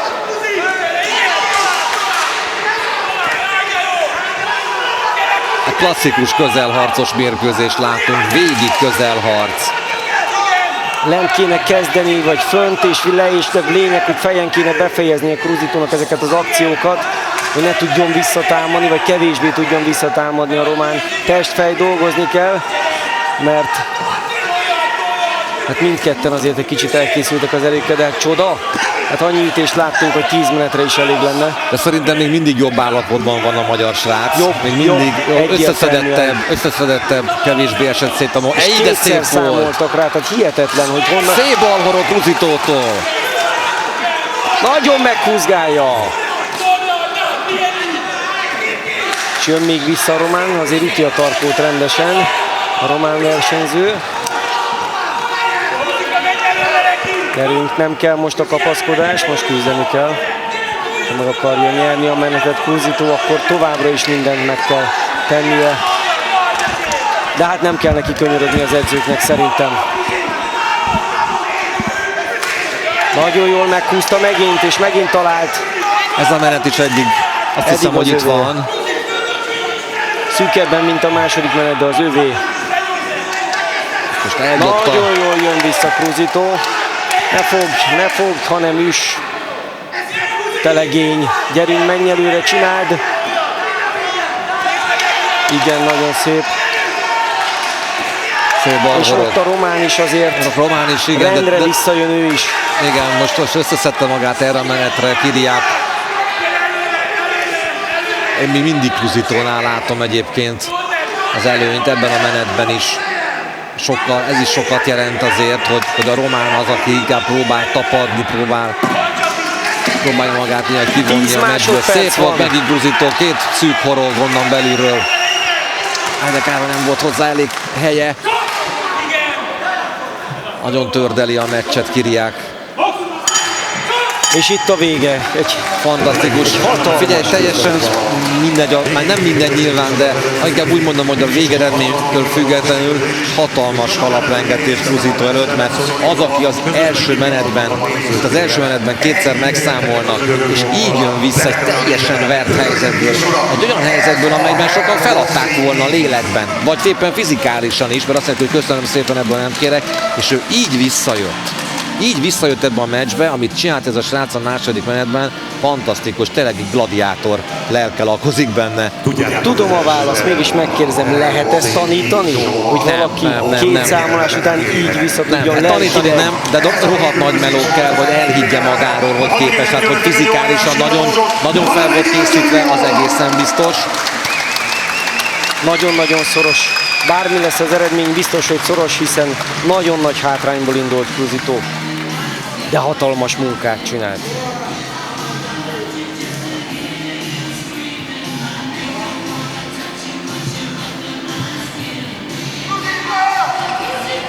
Nem árulok el arról sem nagy titkot nektek, hogy nagyon-nagyon szoros eredmény születik, akkor mindig körbe kell mennie a verseny elnökének.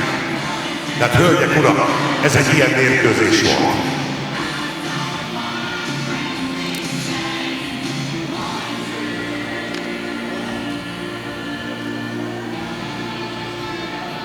És mivel egy ilyen mérkőzés volt, egy ütemes vastag, figyelj, az elején segítek.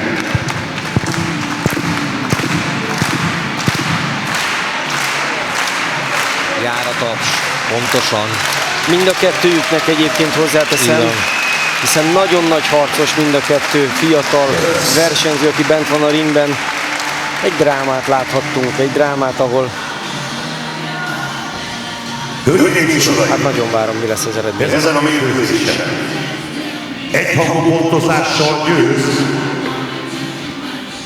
Ladies and gentlemen, this bout, winner by points, unanimous decision, the boxer, blue corner, Kruzitó. A román nem ért vele egyet. Óriás, a román a mérkőzés elejére emlékszik. Igen. Hát a helyében én is arra emlékeznék, nem kérdés, hogy nagyon nagyot küzdött, de tudnia kell és éreznie kell, hogy elveszítette a második menetet. Nagyon vastagon és szűken elveszítette a harmadik menetet is. Az elsőt megnyerte. Nálam is 2 menetet nyert Cruzito, egyet a román. Az más kérdés, hogy az első menetet szerintem 2 ponttal vitte a román. Tehát ott, hogy a szabályok nem, de az nem azért 18-as menet volt, mert az egy nagy verés volt, de aztán viszont a meccs 2/3 elvesztette Kiriák, tehát nem kellene itt reklamálni. Ezt teljesen megérdemelten nyerte meg Cruzito. Fantasztikus, le a kalappal, óriási gratuláció, nagyon-nagyon nagy harcos. Hát ez a torna legpengésebb bunyos a Nagy Wilson Magyarország, sajnos már nem fogjuk látni, pedig szerintem megnyerte azt a mérkőzést, a legnagyobb harcos is magyar, mert ekkorán ennyire sírból senki nem hozta még vissza a mérkőzést, mint ahogy most Kovács Cruzito. Emlékezetes mérkőzést láthattunk, ezt még azt hiszem sokáig fogjuk emlegetni, itt láttuk. Ladies and gentlemen, please in the red corner, boxer representing Bulgaria, Mario Mitev.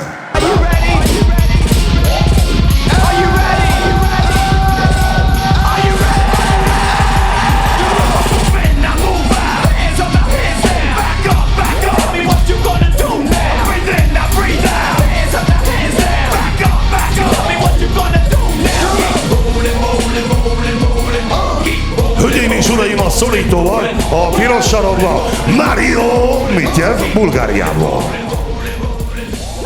And ladies and gentlemen, please welcome in the blue corner, boxer representing Romania, Alexandru Machingo.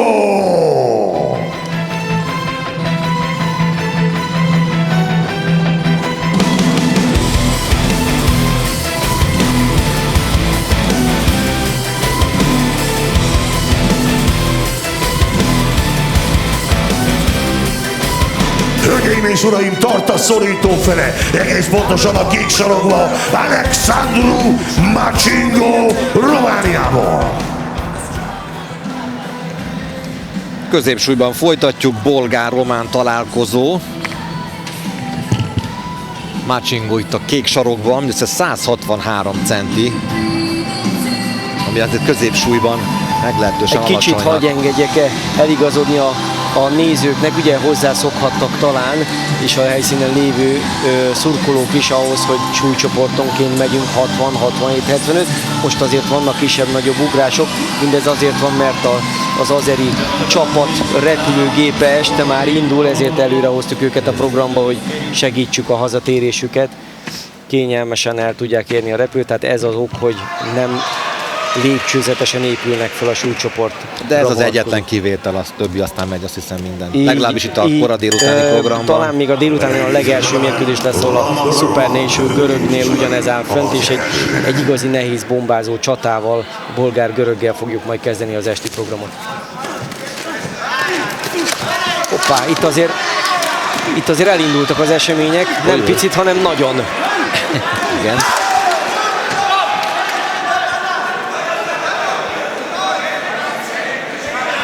Hihetetlen hajrával indult el a román versenyző.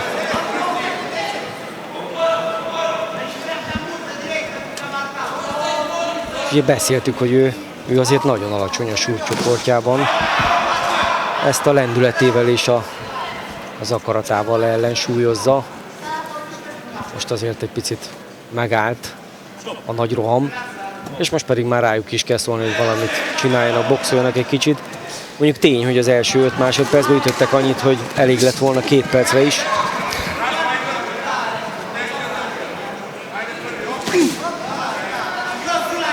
Románról nincsenek adatok, hogy mit ért volna el, de azt tudjuk, hogy 10 éve boxol.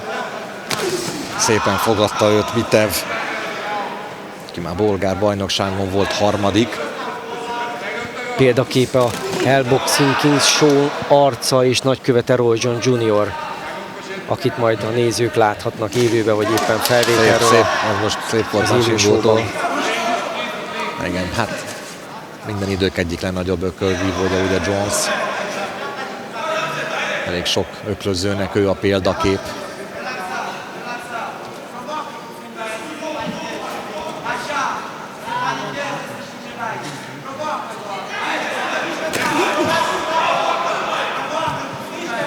Igen, Mitevnek távol kell tartani a balokkal, a megelőző balokat ütni, és amit megindul Macsingo, keresztbe verni és leforogni, ez nagyjából a klasszikus recept. Most egy tempóban ütött fele Mitev, és azonnal forgott le, most balra akar, balhoroggal fogadta. Ugye tényleg nagyon akaratos a román.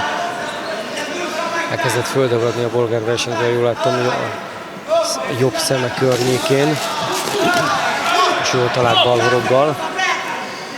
Igen, volt egy kis fejlehúzás, nem is kicsi, nem csak földagadni, hanem ki is repett. Áj, de kár. Hát amennyiben a mérkőzést végig tudja vinni, akkor ugye már mondtuk korábban is, hogy bőven lesz ideje gyógyulni, de hát ez azért ezt a mérkőzést meg kell nyerni, és még sok van hátra. Még nagyon sok van hátra, igen. Veszélyes Macsingo, hogy elindul. Látszik, hogy lehet, hogy nincsenek világra szóló eredményei, de tud boxolni, tehát szépen meghúzogatja azokat az ütéseket. Nem össze-vissza kalimpál. Harcos. Nagy harcos.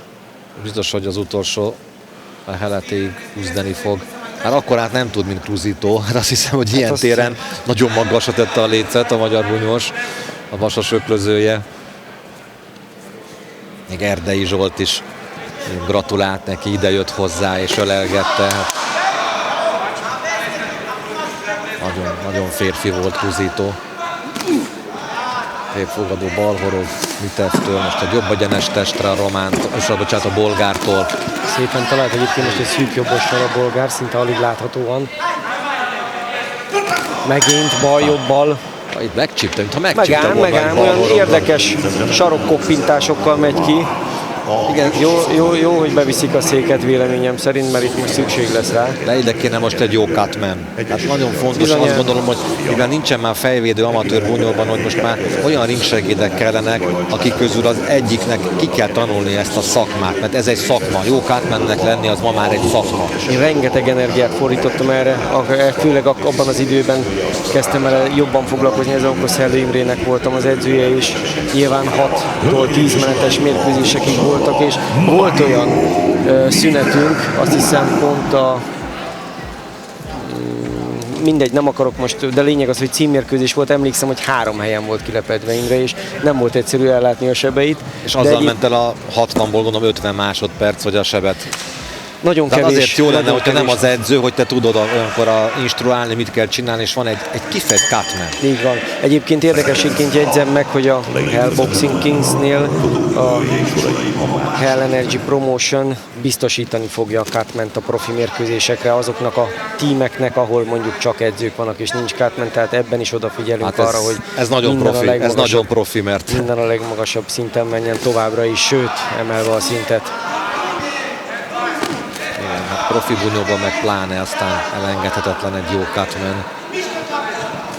2 cutman is rendelkezésre áll majd folyamatosan, aztán aki szeretné igénybe veheti, aki pedig saját cutmannel érkezik, az nyilván maga oldja meg majd ezt. Szép jobb egyenes Mitevtől, igen, próbálja kívül tartani és keresztbe verdesni Machingót.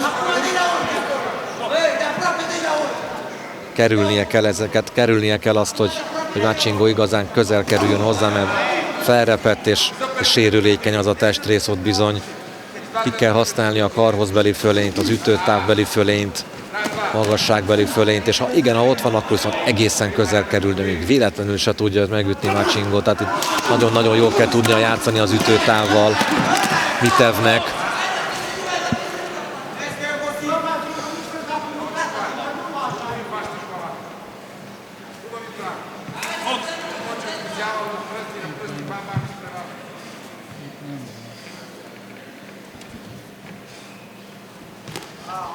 Vár, tudja, hogy előbb-utóbb. Hoppá! Új, de leütötte. Hatalmas. Hát igen, amikor ott maradt Hatalmas ütőtávon találat. belül Mitev és rogadozott érdek, nem álló K.O. És Ez nem, hát le a kalappal óriási találat a románktól is, és igen. Hát ezért mondtam, magasság ide, magasság oda. igen, ezt mondtam az előbb, hogy nagyon jól kell tudnia játszani az ütőtávval. Az ütőtáv a legfontosabb, és pont ott maradt, ahol ez a pici emberke onnan alulról fejbe tudta vágni. Tehát Én nem megint győzöm. csak azt mondom, hogy leültetném azért azt a versenyzőt a sarokba. Hihetetlen, hogy az ott maradt ütőtáv szélén Mitev. hatalmas győzelmet aratott a Le a román kalappal. versenyző. Hatalmas győzelmet. A végén Igen. robbant a bomba. Egy ilyen magasságbeli deficitet így kompenzálni, így megoldani. Nagy ütő ez a kis erőgolyó. Ladies and gentlemen, these balls, we know the second round, the referee stopped the contest. The boxer, blue corner, Alexandru Machito Romania. Jól van szerencsére a bolgár versenyző, úgy tűnik, hogy kijött már az ütésből, nincsen nagyobb probléma, de nagyon nagy leütés volt, jól döntött a mérkőzés vezető, hogy nem is mérlegelte azt, hogy tovább engedje vagy sem, hanem egyből beszüntette a mérkőzést a számolást. Az ilyen ugye beszéltük, hogy nem szeretjük a nagy KO-kat, stb. De egy ilyen belefér, azt gondolom, mert látványos volt, hogy akkor nincs semmi probléma. Felkelt azonnal, és véges saját lábon távozik. Tehát azért egy boxversenyen egy ilyen elfér azért. Na. Elfér, és itt el is fért majdnem minden napon, talán legelső nap volt a legnagyobb kérdés, a görög, vagy jól emlékszem, görög versenyző volt. Viszonylag sokáig feküdt a padlón, de hála jó Istennek rendben van ő is. No. Kovács Zoltán személyében magyar öklözőnek szurkolhatunk újra 67 kilóban. Ladies and gentlemen, please welcome in the red corner, boxer representing Slovakia,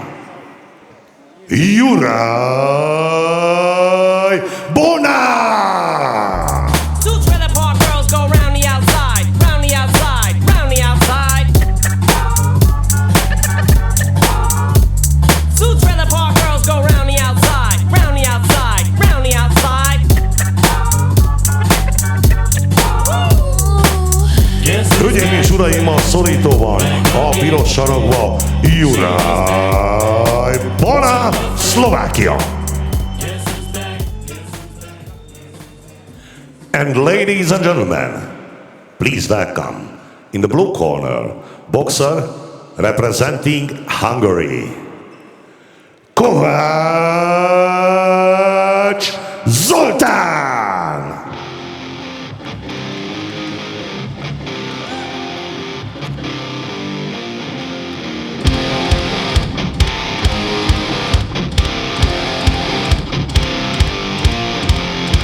The secret side of me, I never let you see. I keep it caged, but I can't control it. Hölgyeim és uraim, a szorítóval, a kék sarokba, Kovács Zoltán, Magyarország! Korok csatája, azt hiszem, újra, hiszen 31 éves Kovács Zoli ellenfele, egy mindössze 18 éves szlovák, junior szlovák bajnok, kétszeres ifjúsági szlovák bajnok, egy rendkívül fiatal versenyző, Zoli pedig már ugye évek óta profi. 32 mérkőzése volt.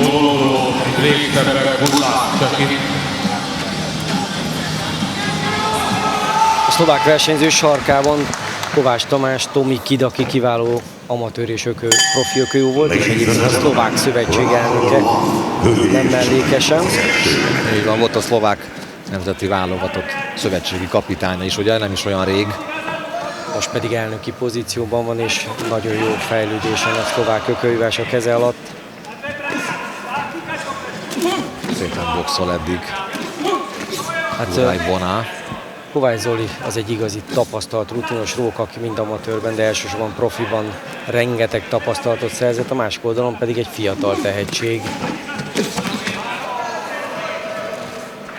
Igen, azt hiszem, hogy itt a szerepek megint le lettek osztva. Egyetemben kontrára boxol a szlovák. talált. Zoli próbálja becserkészni, bekeríteni, a szlovák pedig Szépen megelőzgeti. Igen. Szépen talált a szlovák most. Sok mozgásos bunyó a szlováktól, ilyet is azért viszonylag kevesebbet láttunk. Ez talán ez az a klasszikus Igen. amatőr stílus. Ez Ugye a a régi, klasszikus. talán a pontozó rendszerben volt inkább ez a Igen. Hoppá, lábon most mozgás. elkapta őt a Zoli. Szépen talált Zoli, igen. Dullapodás most.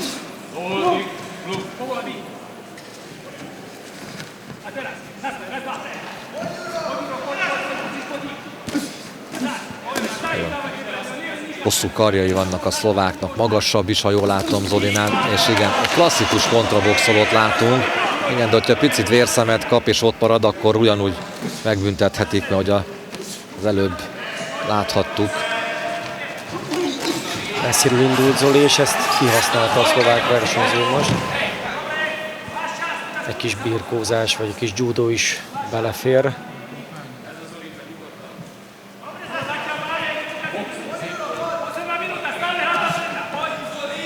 Zolinak talán egy picit közelebb kéne kerülni, hogy jobban tudja. Igen, de nagyon-nagyon nehéz, ugye egy balkezes, Nagyon jól, lábon jól rendkívül ütötte jól meg a balt. mozgó, megelőző jobb egyeneseket, tehát megelőző dzsebeket ütő ellenfele van. Stílus szempontjából az egyik legnehezebben megoldható az, amit a szlovák öklöző képvisel. Szépen talált a bal, de most Zoli is egyébként. Egy picivel utána, most kétszer szépen fogadta meg őt a szlovák.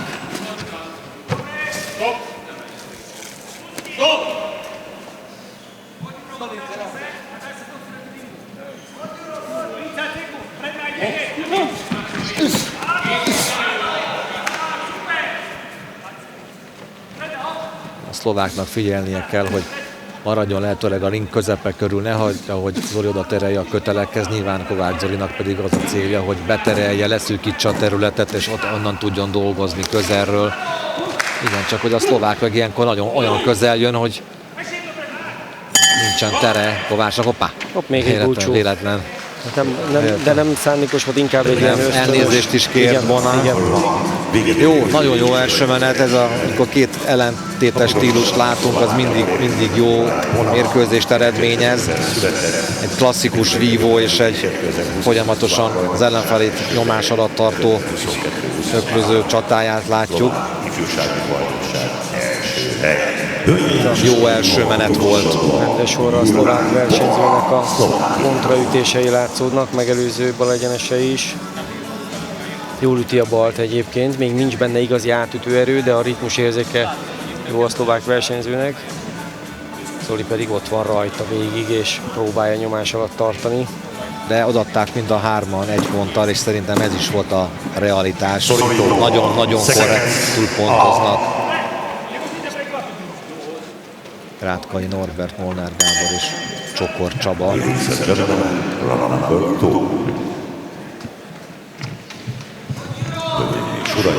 Második menet.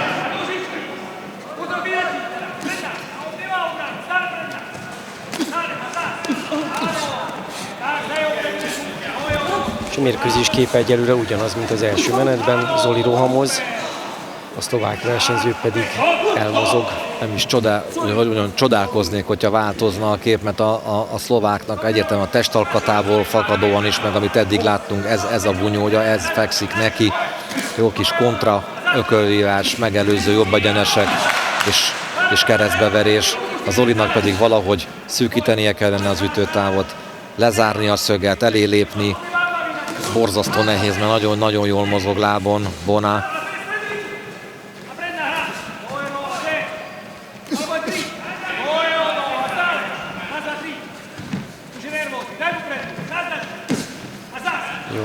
Jól ütötte meg ezt az első, ez esetben jobb kezet a szlovák, ugye, mert egy fordított alapállású versenyzőről beszélünk. Nagyon szépen boxol, el kell ismerni Bona. Tehetséges fiatal Nagyon versenyző. tehetséges, jó érzékű srác, így van, és nézd meg, mennyire figyel arra, hogy ne kerüljön a kötelekhez, folyamatos irányváltások. És előre már látja maga előtt az eseményeket, és néha már előre megüti azt az ütést, ami aztán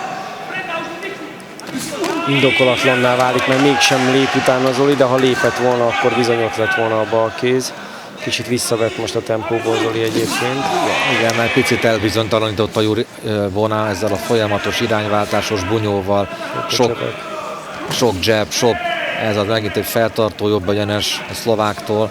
Mondom, stílus szempontjából az egyik legnehezebben megoldható az, amit Bona boxol. Nagyon-nagyon nehéz dolga van Zolinak.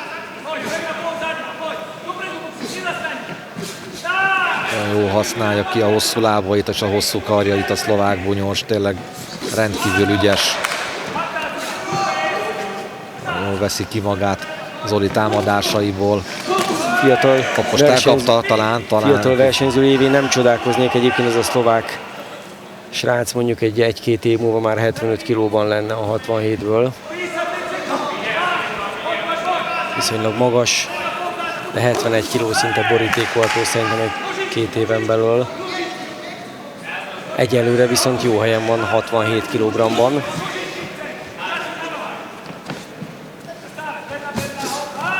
Megint eredményes volt a jab.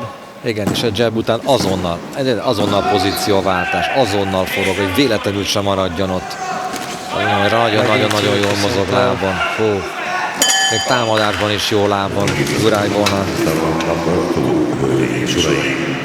Azt gondolom, hogy ezt a menetet is elvitte. Mert igazából nem tudott Zoli váltani, nem tudott változtatni a meccsképén. Nagyjából ugyanazt láttuk most is, mint az első menetben. Borzasztó nehéz becserkésznie Bonát. Valvorov szlováktól. Magyar bajnokság bronzéreme 69 kg-ban. Hölgyeim és uraim, a kis sarokban Kovács Zoltán, Magyarország.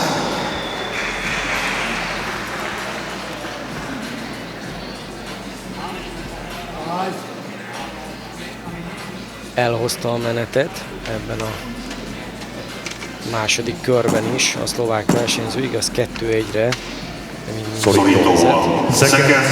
Hát, hogyha ezt a menetet meg akarja nyerni Zoli, akkor hogy nem idő előtti befejezéssel kell törekednie. Egy szűk pontozással már nagyon nehezen nyerheti meg, vagy ha úgy tetszik, meg sem nyerheti. Ezért mindent föl kell most tenni egy lapra Zolinak. Egyelőre nem látszik egyébként a fáradtság a szlovák versenyzőn, szóval nehéz feladat vár a harmadik menetben Zoltánon. Szépen forgott le a szlovák egyébként.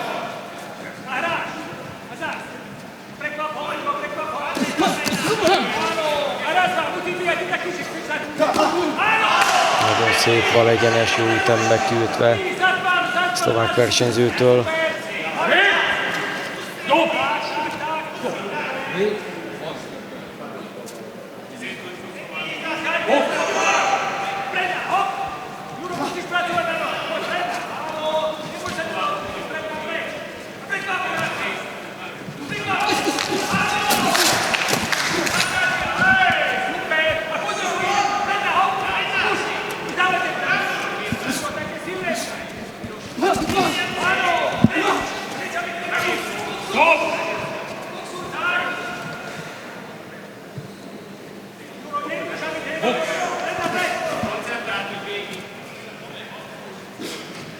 Borzasztó nehéz jól megtalálni az ütőtávot és kiszolgáltatott helyzetbe hozni a Bonát, mert annyira mozgékony, annyira friss még mindig a szlovák, és olyan jól fogadja Zolit, lát most is 2-3-at bevert neki.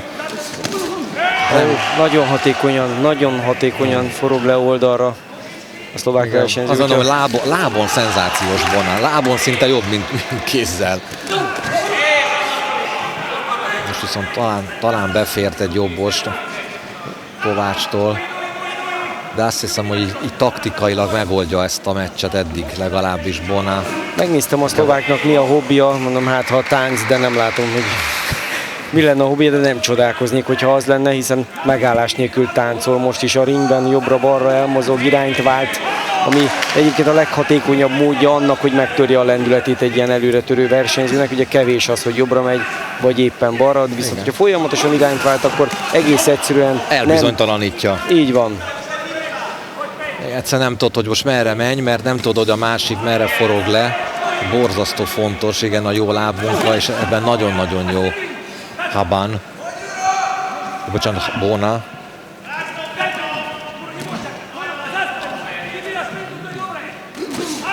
Most talált Zoli szépen, de a búcsú az megint a szlováké volt, ez egy fájó búcsú volt.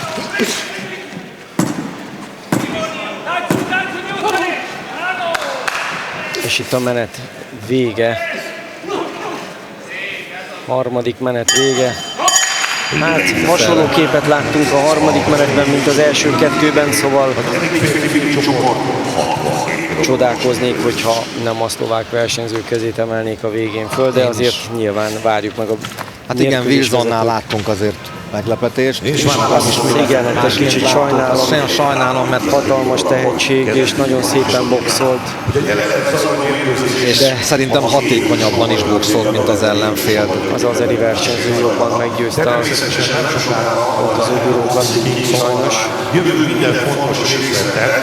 Egy dolog fontos, hogy a nézőket várjuk, hogy oda és sorban legyenek ott velük minél többen, mert tudjátok, aki a boxot szereti, a jó Isten állta meg. Hölgyeim és uraim, ezen a mérkőzésen egyhangú pontozással győz. Ladies and gentlemen, this bout, winner by points, unanimous decision, the boxer, red corner, Nem hiszem el, hogy a Zoli ezen csodálkozik, hogyha ezen csodálkozik, akkor... Hát nézd, megtett mindent a győzelemért, és egy olyan bunyós, aki megtesz mindent, és tudod, nem érzed az ütéseket sem, és nem voltak megrendítő erejű ütései egyébként a szlováknak, még éretlen Csikó, ha úgy tetszik, de ez a Csikó, ez nagyon jól elszaladgált itt kint a mezőn, és most nem tudta őt utolérni Zoli. Ezzel együtt le a kalap a Zoli előtt is, hiszen mindent megtett a győzelemért, csak ez most kevés volt.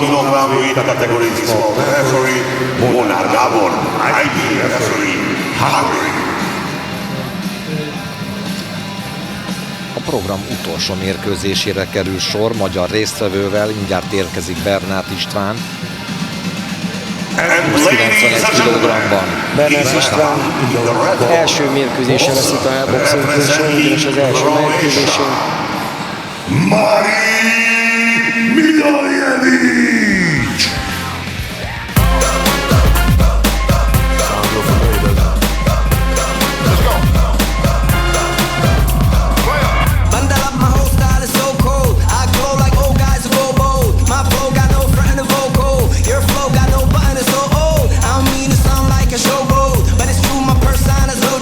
Hölgyeim és uraim, a piros sarokba Marin Milojevich, Horvátország.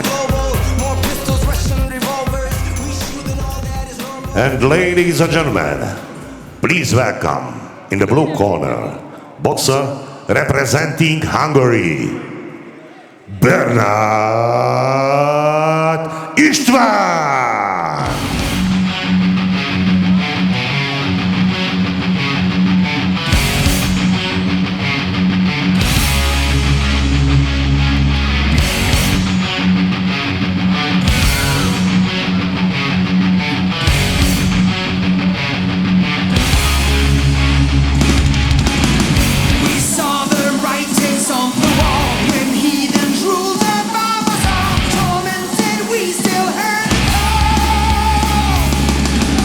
Hölgyeim és uraim, a szorítóban, a kék sarokban Bernát István, Magyarország. Két tapasztalt versenyző a szorítóban, egyikük sem fiatal már, ha az ökölvívás alapéletkorát veszik, viszont hogyha a nehézsúlyt veszük alapul, ez a 30 és 35 azért még nem azt jelenti, hogy túl vannak a zeniten, sőt a 30 az még inkább azt jelenti, hogy ereje teljében van, főleg a horvát versenyző, de hát Bernát István is természetesen, hiszen a magyar válogatottal is nemrég még az európai kvalifikáción volt.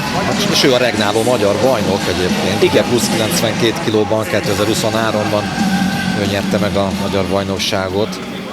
Kislevente egyébként azon a bajnokságon nem indult sérülés miatt. Viszont most szerencsére legutóbb egy egészséges Kisleventét láthattunk a tegnapi napon, aki győzött, és most pedig Bernát Istvánon a figyelem.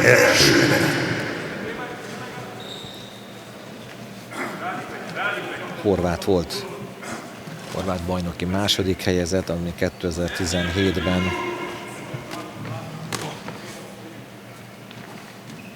és részt vett 12-ben a ifjúsági világbajnokságon. Erős a horvát is, ugye legutóbb megállapítottuk, hogy nem túl gyors, csak a mozdulatai. De igen, ő volt az, aki gyorsan üt, de nem húzza vissza gyorsan a kezét, ugye? Két igazi nehéz, szuper nehéz súlytestalkatú versenyző van a szorítóban egyébként. Mindketten 190 centi fölött testmagassággal, 100 kg fölötti testsúllyal. Jól talált Bernát, nagyon erős egyébként Bernát. Szépen bementek ezek a jobb forgók Bernáttól. Meg is csípte a horvátot, bajban van most a horvát már a menet elején. Kicsit volt a feje Istvánnak. És most nagyon elkapta. Hát nem tetszik a számomra, és igen, nagyon nagy erejű volt ez itt, és lehet, hogy ő ezt bírta, vagy nem ment át rajta, de szinte kötelező volt számolni a mérkőzés vezetőnek, hiszen nagyon tiszta ütés volt. És most visszaválaszolt egy testütéssel, ami viszont, és ismét hatékonyak ezek a balfelütések. Igen, de kapja a Rikos jobb viszont forgot. fejre kapja a választ. Igen. Ahogy elindulnak a felütések, Bernát azonnal válaszol fejre horgokkal, és úgy tűnt, hogy meg sem kottyannak neki ezek a felütések.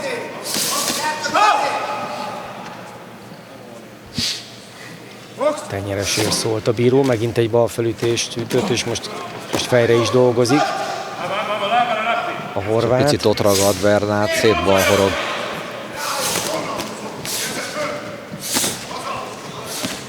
Tarkó.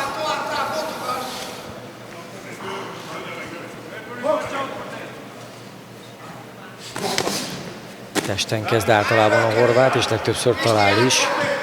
Pisti pedig most egy szép jabbel fogadta meg a horvátot.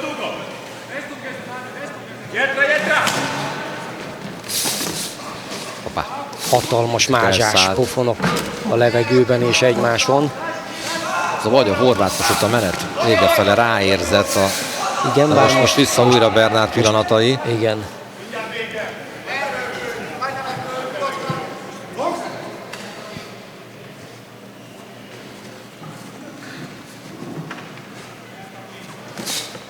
Szép megelőző balegyenes Bernáttól. Szép. Az utolsó támadások az ővé legyenek, és akkor meg lehet a menet.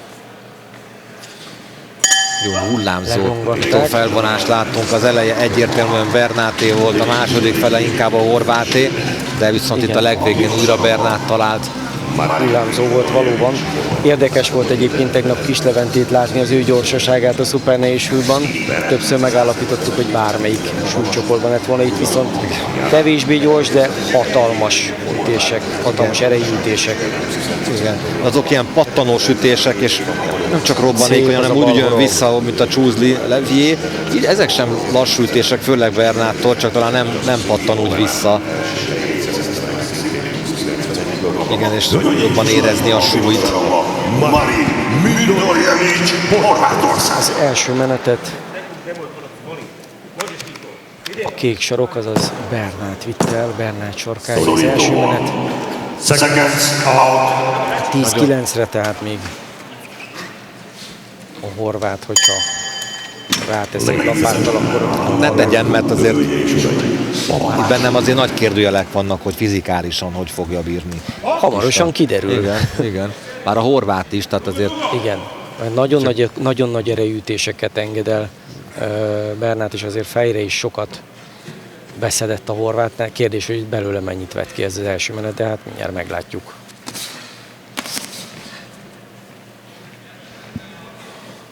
Utolsó meccsén, hogy amikor legutóbb ráadtuk a horvátot, akkor a harmadik menetre ő is nagyon elfáradt.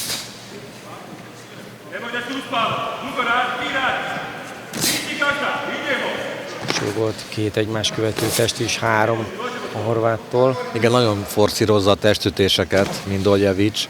4, hát lehet, hogy csak fedezéket próbál húzogatni. Pisti azonnal válaszol, fejre mért jobb horgokkal.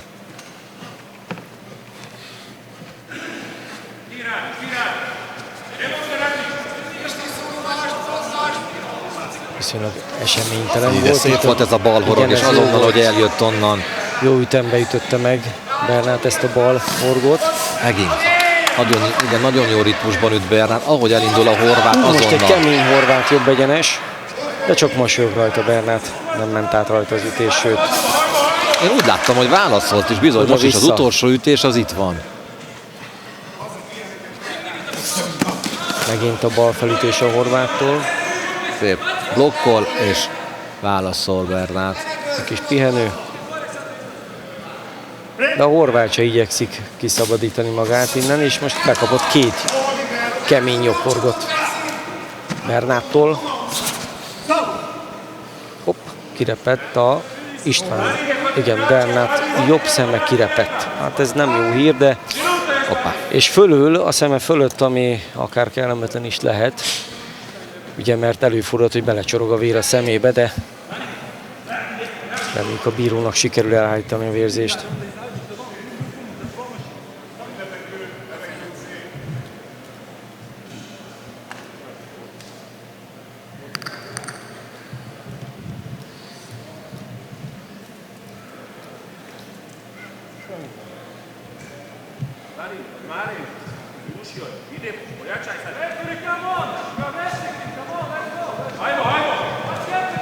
Sok van még hátra, úgyhogy ugyanoda kell figyelnie Bernátnak, hogy a sérült testrészre lehetőleg nem. De hát, hogy nézem, hogy Egyelőre elindult még nem azonnal. állt el a vérzés, mert ahogy kilépett a sarokból, Igen. egyből indult.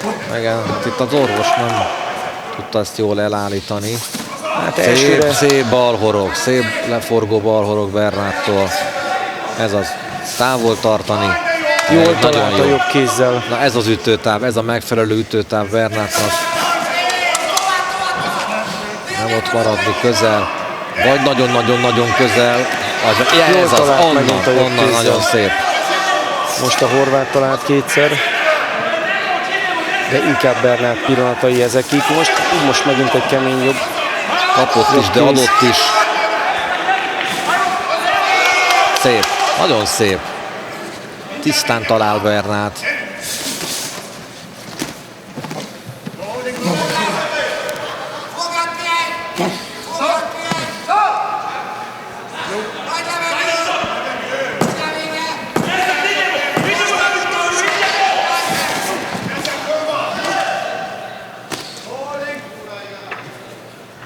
Mindjárt vége a második menetnek.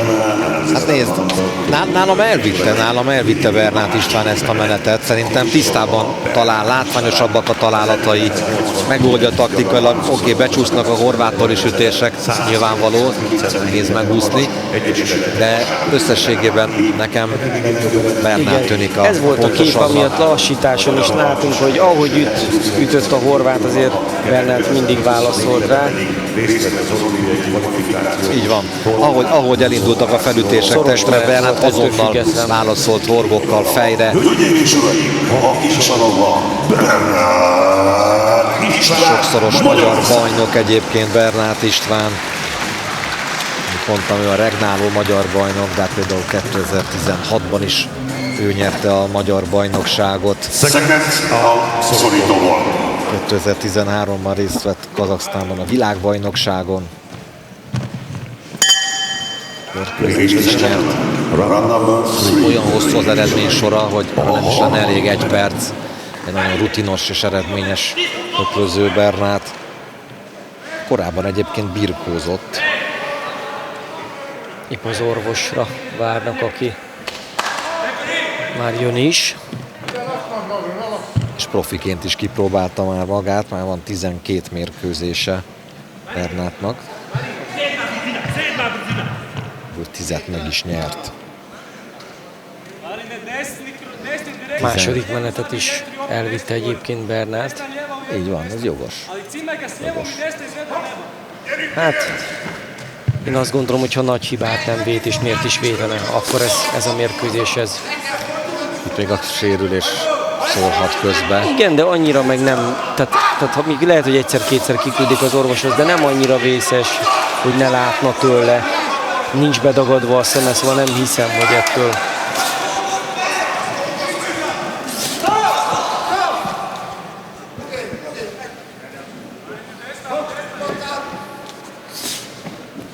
Szép balegyenes. Ez kellene többet talán forszírozni. Sima kis balokat oda pötyögtetni a horvátra, elbizonytalanítani, távot tartani vele. Most ráfeküdt egy kicsit a horvát.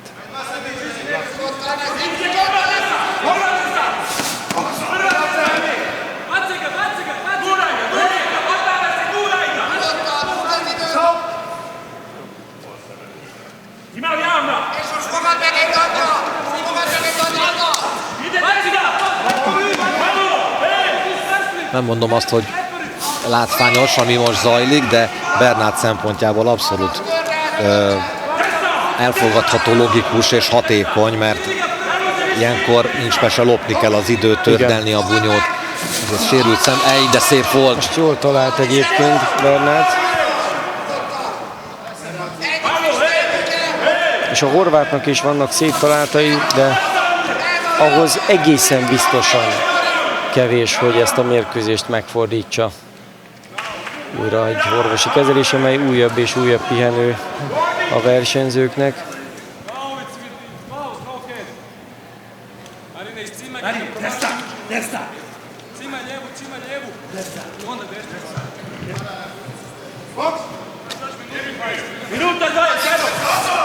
Szép. De szépen betalált most ezzel a nagy jobb horoggal. Jó horog, igen. Szép fogadó balhorog. Megveri, a helyenként megveri a horvátot. Minden egyes pihenőből erősebben jön vissza, vagy újult erővel, inkább így mondanám, Bernát.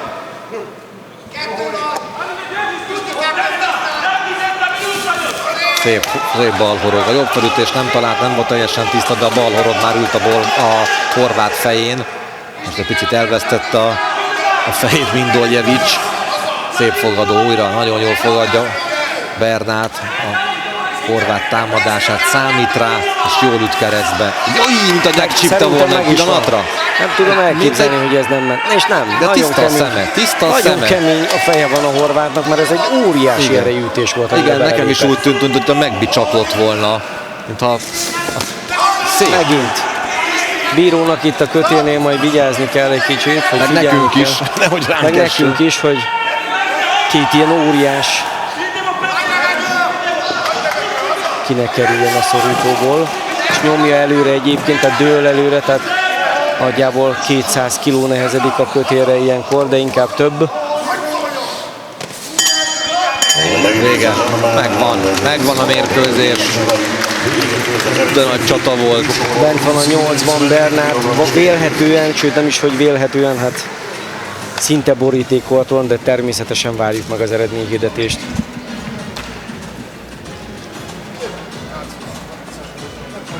Ezt a menetet nem veszthette el annyira, hogy hát, az első két megnyert menet után, és el sem vesztette ráadásul, igen, azért mondom, hogy hát jó, oké, nem szabad semmit előre elkiabálni, de hát bomba meglepetés lenne, ha nem úgy történne minden, mint ahogy azt most mi így vizionáljuk.